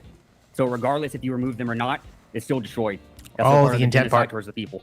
Intent to destroy their home, their infrastructure? And just intent to Listen destroy, to this. in whole or in Listen to Now, this. He thinks that the first clause, they're talking about groups. They're talking about 4 different types of groups: national, ethnic, religious, whatever. And he interprets national to mean like destroying their nation as a physical object and not a national group. It's just a misunderstanding of what they mean by the provision. Would you agree that the Gazan people actually have check marks on all of the ethnic, religion, etc. definition of that, right? They all fall under those categories? Yes, if I believe that Israel was actually trying to wipe them out and kill all of them, then I would believe it would qualify as a genocide because they are ethnically a different group. Well, what if they intended just to wipe out like 10%? Would you still consider that a genocide? If they intend to wipe out 10%, I would consider that murder. I don't know. It depends on what the intent is. If the Yeah, intent but Tyler, your definition was intent, and it doesn't need to be that it had to be the majority. Like that's what I was kind of basing it off of. Yeah, it's And- the and so- details. Like if you just say like, look, there's a bunch of people in this place we want. They're refusing to leave. We're gonna kill them all. It's just happenstance they all happen to be the same ethnicity, but when it's just because they're people in this place, then the intent is to murder. But if the intent is, let's kill all the people in this place that are dirty heaps, then you're going into genocidal intent. It has to have that component of killing them because of their ethnicity, religion. Okay. Yeah. All right. Okay. Because of their ethnicity and their religion, etc.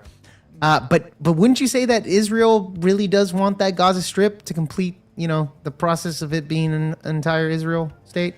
No, I think they had. You don't think so? They absolutely had the chance to take it at any point between 1949, when they forced Egypt out of the region. Egypt had Gaza under martial law, and they forced them out after Egypt attacked Israel and lost. Took them hands 6-on-1, and they took the region over. Instead of kicking the populace out and saying this is ours now, they tried a 60-year-long peace process, which ended up having them having their own elections and Israel withdrawing their occupation. At any point, the United States, fucking Russia, fucking China, any other nation would have been like, all right, get the fuck out, this is ours now. If you want to get violent, you catch these hands. Israel has been kind of a pussy about it. Oh, they're just nice guys. Yeah, they're nice that's guys. why. They're nice people. Yes. Yeah. We'll kill 100,000 of you, but we're really nice guys about it. Okay, Tyler. All right, let's move on here. I got you there. Part a national, ethnic, racial, or religious group. Yeah, but not their homes. It's an attempt to destroy the group itself, not where they live. No, that's the third qualifier. What do you mean? What's the mean one more time? Third qualifier. And not only that, too, that first word there is nation. Nation. A national, ethnic, or racial or religious group. I don't know what that has to do with their it's still homes, a nation. though. They're attacking the nation's homes. It's destroying their homes. Yeah, the word group there applies to people specifically. It's a group of people. Their homes are just their domiciles, and if they relocated those people out of their homes to destroy those homes because of the tunnels and tunnel entrances and whatnot. So you think that it's a good justification to destroy people's homes? Yes. Cool. Okay, then he shoots out there. All right. Glad we got that.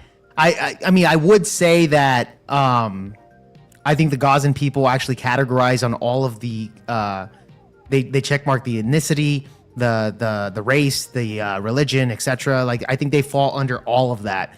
And I think because they fall under all of that, I think Adam King is coming from the point that, well, then it would be a nation of people. I think he's just using nation as like an umbrella term for it. That's what I think he's doing. It's a super genocide if they check all 4 boxes.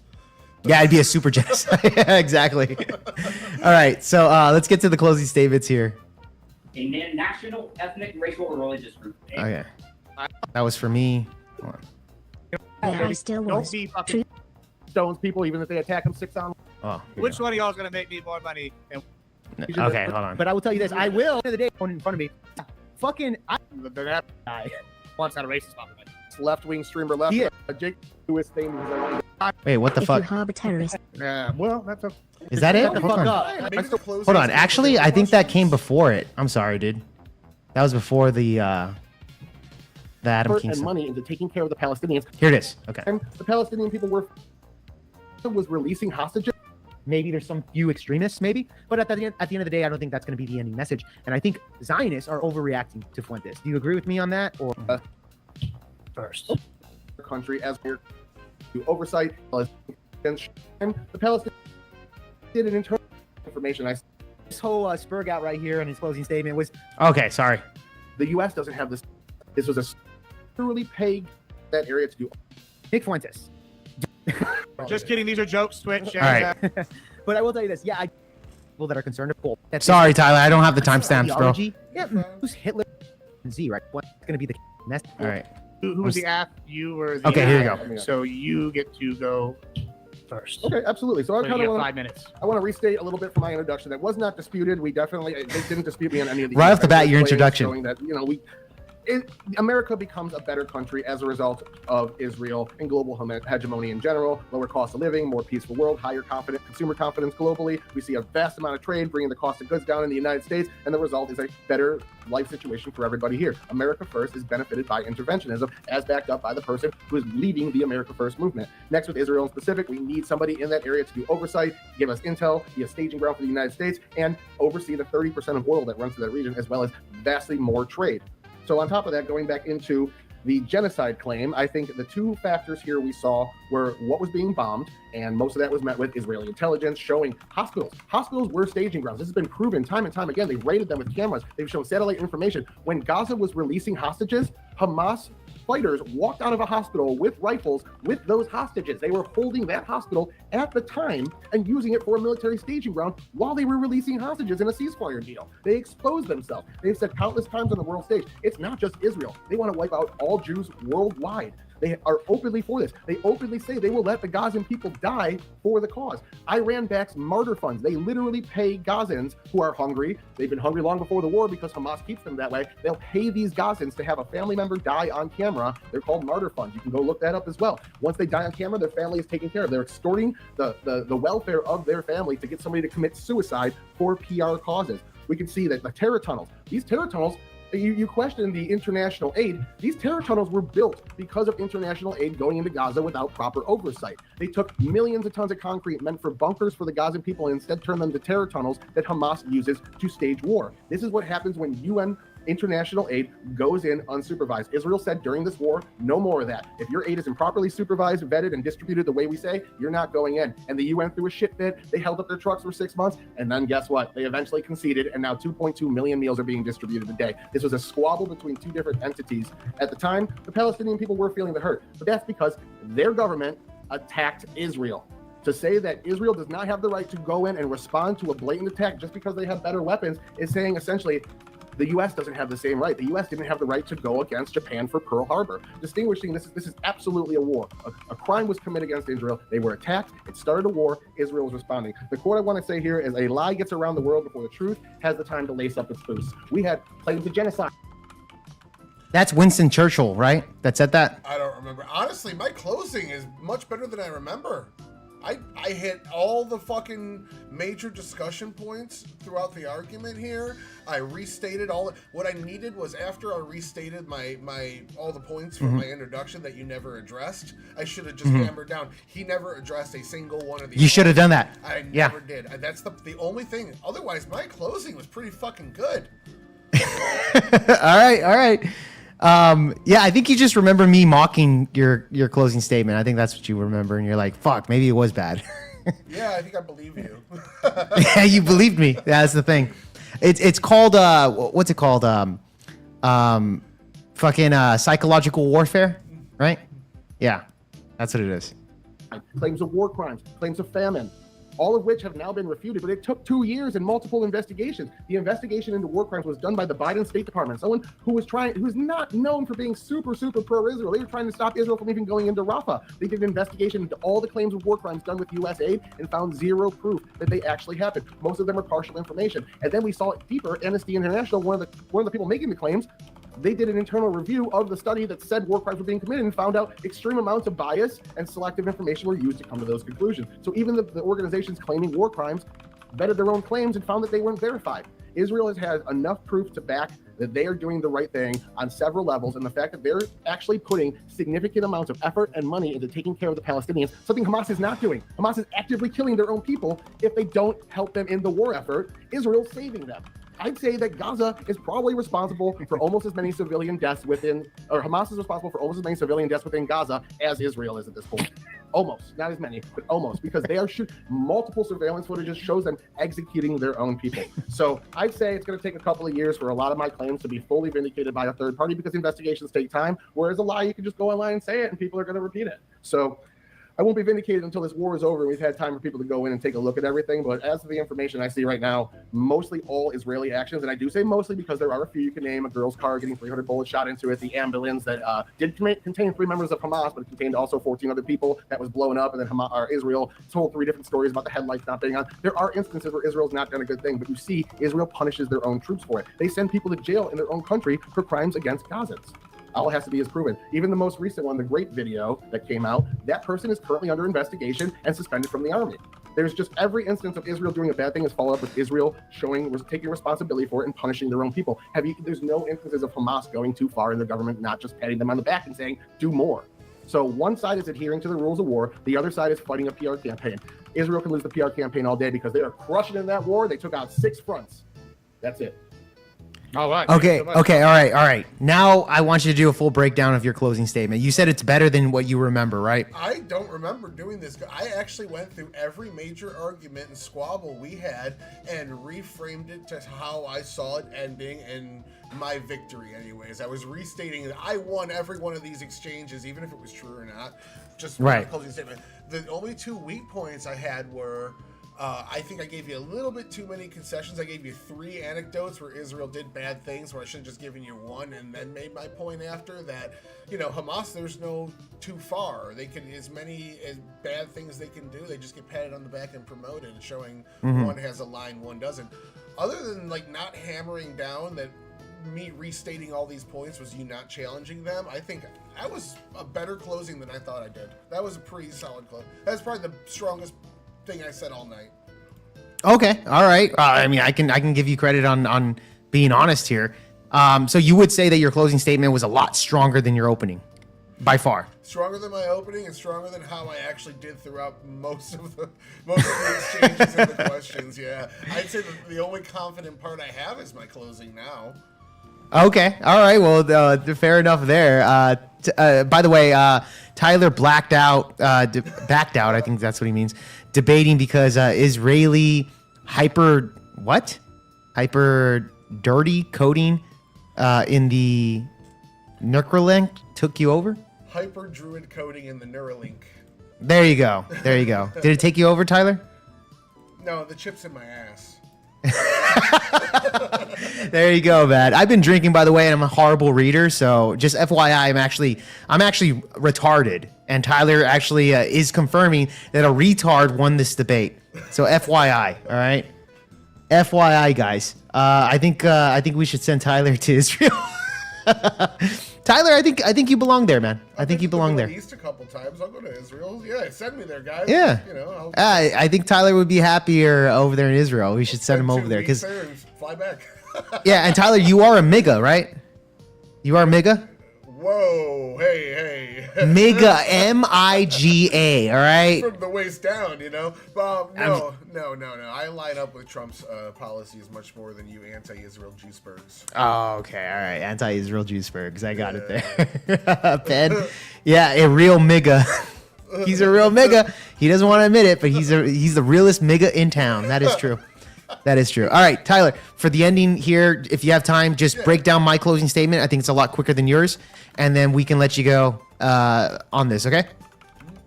All right. Go ahead, start that. While you go, Jake, you got 5 minutes. I'm going to take a little break before we get to the audience questions, but you... Okay, go for it. Yeah, so Tyler's whole spurg out right here in his closing statement was essentially just his opening statement all over again. That's all Tyler was doing. No closing at all on that. But let me give you my perspective on how the debate went, guys. The debate went where Tyler is 100% committed to the genocide of Israel because it's a war, bro. It's a war. They're feeding them, etc. Which, by the way, I addressed multiple claims that he even addressed it right now in his closing statement that Israel basically their whole claims isn't backed up by any administration. Nothing. No third-party investigation. Nothing. It's just believe me, bro. Shit. That's all it is. Israel just says believe me, bro. You know, Hamas is taking food and they're just selling it off to other Gazans. No claims, not at all. None of it's proven. He also stated in his closing statement that, nah, man, it's going to take a couple years before, this is going to be proven, etc. And it's kind of like, wait a second, bro. Fucking, we were being told that Hamas was using them as human shields. It's just human shields in hospitals, etc. And it's kind of like, well, hold on a second. Would you use the fucking human shield argument if somebody went into a school and took children hostage in a school and the police decided to, oh, they're using those kids as human shields. Let's bomb the whole fucking school. Nobody here in this fucking room would say that these robbers were using those kids as human shields. That's ridiculous. Especially, again, Okay, what's your thought there, Tyler? You're shaking your head. You're like, what the fuck, this asshole? Yeah, that's just like, it's you're doing it in the closing, so it can't be addressed. You're making a very unfair comparison. I think it's a fair comparison, in my opinion, but go ahead, Tyler. Oh my God, I'm just like... and you couldn't address it. Yeah, I know. I should have... Yeah, I got you. I saved a couple of really strong points in my closing as well that you couldn't really... it's hard to address them in the closing because you're making a general statement. I threw a couple really good dunks in there, like factoids that I saved for the end, so... Yeah, I got you there. Mentioned before as a metaphor, it's Andre the fucking Giant versus a baby. It's not even fucking close when it comes to that. Literally over 500,000 soldiers that are in that army compared to 20,000 Hamas members. Not even fucking close. So he fails on that. He also failed to actually give me an argument about the food supply, where Israel is actually destroying crops. They're destroying wheat mills. They're destroying all these areas to the point where they've wiped out 95% of the cattle and the sheep in Gaza, which is going to take decades to recover from, okay? And he says, no, they're not intending to starve these people. It's war, bro. No, it's not fucking war. This is just Andre the Giant stepping on babies. That's all it is. That's all it is. And again, even if you look at the numbers that he accepted 72,000 deaths in 2 years, Hamas, on October 7th, 1,000 people. And according to Tyler, they've killed another 2,000, maybe 3,000 or so. Is this really a war, or is this them fucking getting just absolutely obliterated by a genocide? And by the way, again, people agree with me on this. Scholars from the genocide conference has agreed with this. Scholars had said what Israel's doing right now is a genocide. Tyler is totally okay with that, and is totally okay with our tax money, and the U.S. tax money that we have funding a genocide right now at the moment. Yeah, cut off all these funds, or partially weed it off, I would say. But at the end of the day, take it all out. Gibbs, get the fuck off your phone and go ahead. I'm done. Listen, I got the timer here. You still got a minute left. Huh? My button, I pressed it once on accident. If you press it once, it's muted. Okay. You want it out. You want it out. Yeah, you want it out. And I was. Listen. Okay, I think that was the ending there. Tyler, what do you think about mine? Again, it's the same thing. You're doing the same thing as I did there. You're restating the arguments in your own definitions, in your own narrative. You're framing it the way it's fine. Like it's passable. I think it started out a little bit like the calling it my whole thing a spurg. Yeah. Was good. It was a good tactic, but the follow-up sentence was something also vague. If you would have skipped like the next couple of sentences and went right into the examples after that, like it's a spurg and here's why, and then boom, boom, boom, boom. I think that would have hit a little bit harder, but other than that, yeah, that's true. Like you got the right point, and then just if you restructured it slightly, and then took your second sentences and put them down at the bottom, I think it would have hit a little bit different because you made that vague claim and you backed it up with solid facts right after. But otherwise, you hit everything you needed to, you rephrased everything you needed to, and you completely like just attack. Like I don't even know if you attacked it, but the vague thing that you were saying was I have Israel has no backup. There's been no investigations, no studies. Right. Where I had actually like brought up in specific investigations and studies, one done by the U.S. in 2024 in my closing. So like you were directly saying like discrediting that at a point where I couldn't say. So you're saying America's lying? Like, I could have just made the claim that maybe Israel fucking funded it or something like that, right? There are lobbyists, but again, I wasn't addressing that. I just already had the mentality that Tyler's bringing up stuff that Israel has claimed, and that Israel's is the full front of that investigation. And same thing with like COVID-19. When COVID-19 was around, the World Health Organization allowed China to investigate themselves on where the origin of the virus came from. And of course, they were saying it didn't come from us. In fact, it could have came from the United States. And that's what I'm saying. Like, it's not good to allow nations to investigate themselves because they're going to be biased. That was kind of like the direction that I was going with on the Israel resources, right? Yeah, and then you also, like, throughout the course of the debate, you brought up the UN study, and I discredited how it was 98% off. I brought up how UNRWA was employing Hamas, and they were actually involved in, like, kidnapping and holding hostages, UNRWA members, and things like that. I brought all these up, and you never hit on any of them. You just kind of passed them all by, saying whatever. And then you didn't pinpoint me, bro. Yeah, you didn't pressure me. I'm not saying it's a good tactic. I'm not saying I'm not at fault or anything. I'm definitely at fault for not hammering that point home. But because I didn't emphasize that enough, it allowed you to go into your closing and then again cite the same UN study that I had refuted earlier in the debate. But when I refuted it, I never said it was the same study. I never said this is the UN study that you're using, the one that's 98% off. I never hammered that point home. So when you used it again, nobody remembered that I'd already refuted that showed how wrong that's. It's completely my fault that I didn't do these things during the debate. I just focused on fact checking, and I didn't like make any overall narratives, any overall conclusions. I didn't stick to my game plan. My game plan was to say I'm aligned with America, I'm aligned with Trump, and this guy is repeating leftists. And that was the plan. And you could see little sprinkles of it here and there, but I failed substantially on that end. I got you there, Tyler. By the way, shout out to Grid One fucking Motorsports, who's in the chat, which we're about to end the stream right now, Grid. But shout out to Grid for making this happen because, man, Grid, I know you weren't here in the beginning of the stream, but I was telling Tyler, man, you set me up with Tyler. I thought I was going to debate tomfoolery. I did a lot of fucking prep, actually like 1 day's worth of prep for Tyler and what I wanted to go about it. And shout out to Grid One for doing that, man. It definitely helps me get better as a debater. So shout out to fucking Grid One there for that. W Grid, man. W Grid for this, the GridCon. That's what it was. We were out there at GridCon, and GridCon was fucking awesome, dude. It was fucking awesome. So shout out to Grid One for setting that shit up. You guys had one of the better debates. I appreciate that, Grid. I appreciate that, man. I know. It was the best fucking debate, first of all. Yeah, it was better than Rob Noor versus tomfoolery. I agree with that you. was a one-sided stomp. Like, that was entertaining and all, don't get me wrong, but it wasn't Yeah. much of a debate. It wasn't. Yeah, I saw the whole thing there. I was just like, holy shit! Can anybody actually like? Does Tom actually have any type of leeway? But shout out to tomfoolery because he was the only one that stepped up. You know, he was the only one that stepped up to take on Rob Noor. So shout out to Tom, man. I think he thought that he was gonna debate me, but he went up against Rob, which is a Titan. I'm not a Titan. So shout out to Tom for going through with it, man. They were all awesome, but I think you guys did amazing. Not getting my channel nuked. That is true too. Yeah, like I said, did not say the J word. I tried to refrain from that. So that was one thing that I kept in mind when during the debate. And I even told Grid, I was like, hey man, if you want us to have this debate on your channel, cool. But just know, I don't know where the direction's gonna go. So I did go into the direction of purely just kind of the foreign affairs stuff. I wasn't trying to bring up, the J people influencing America and stuff like that. So I'm glad I went that direction there. So shout out to Grid One, man. All I have to say is free Jason. He got banned in chat during the stream. Free Jason. Yeah. I saw that too.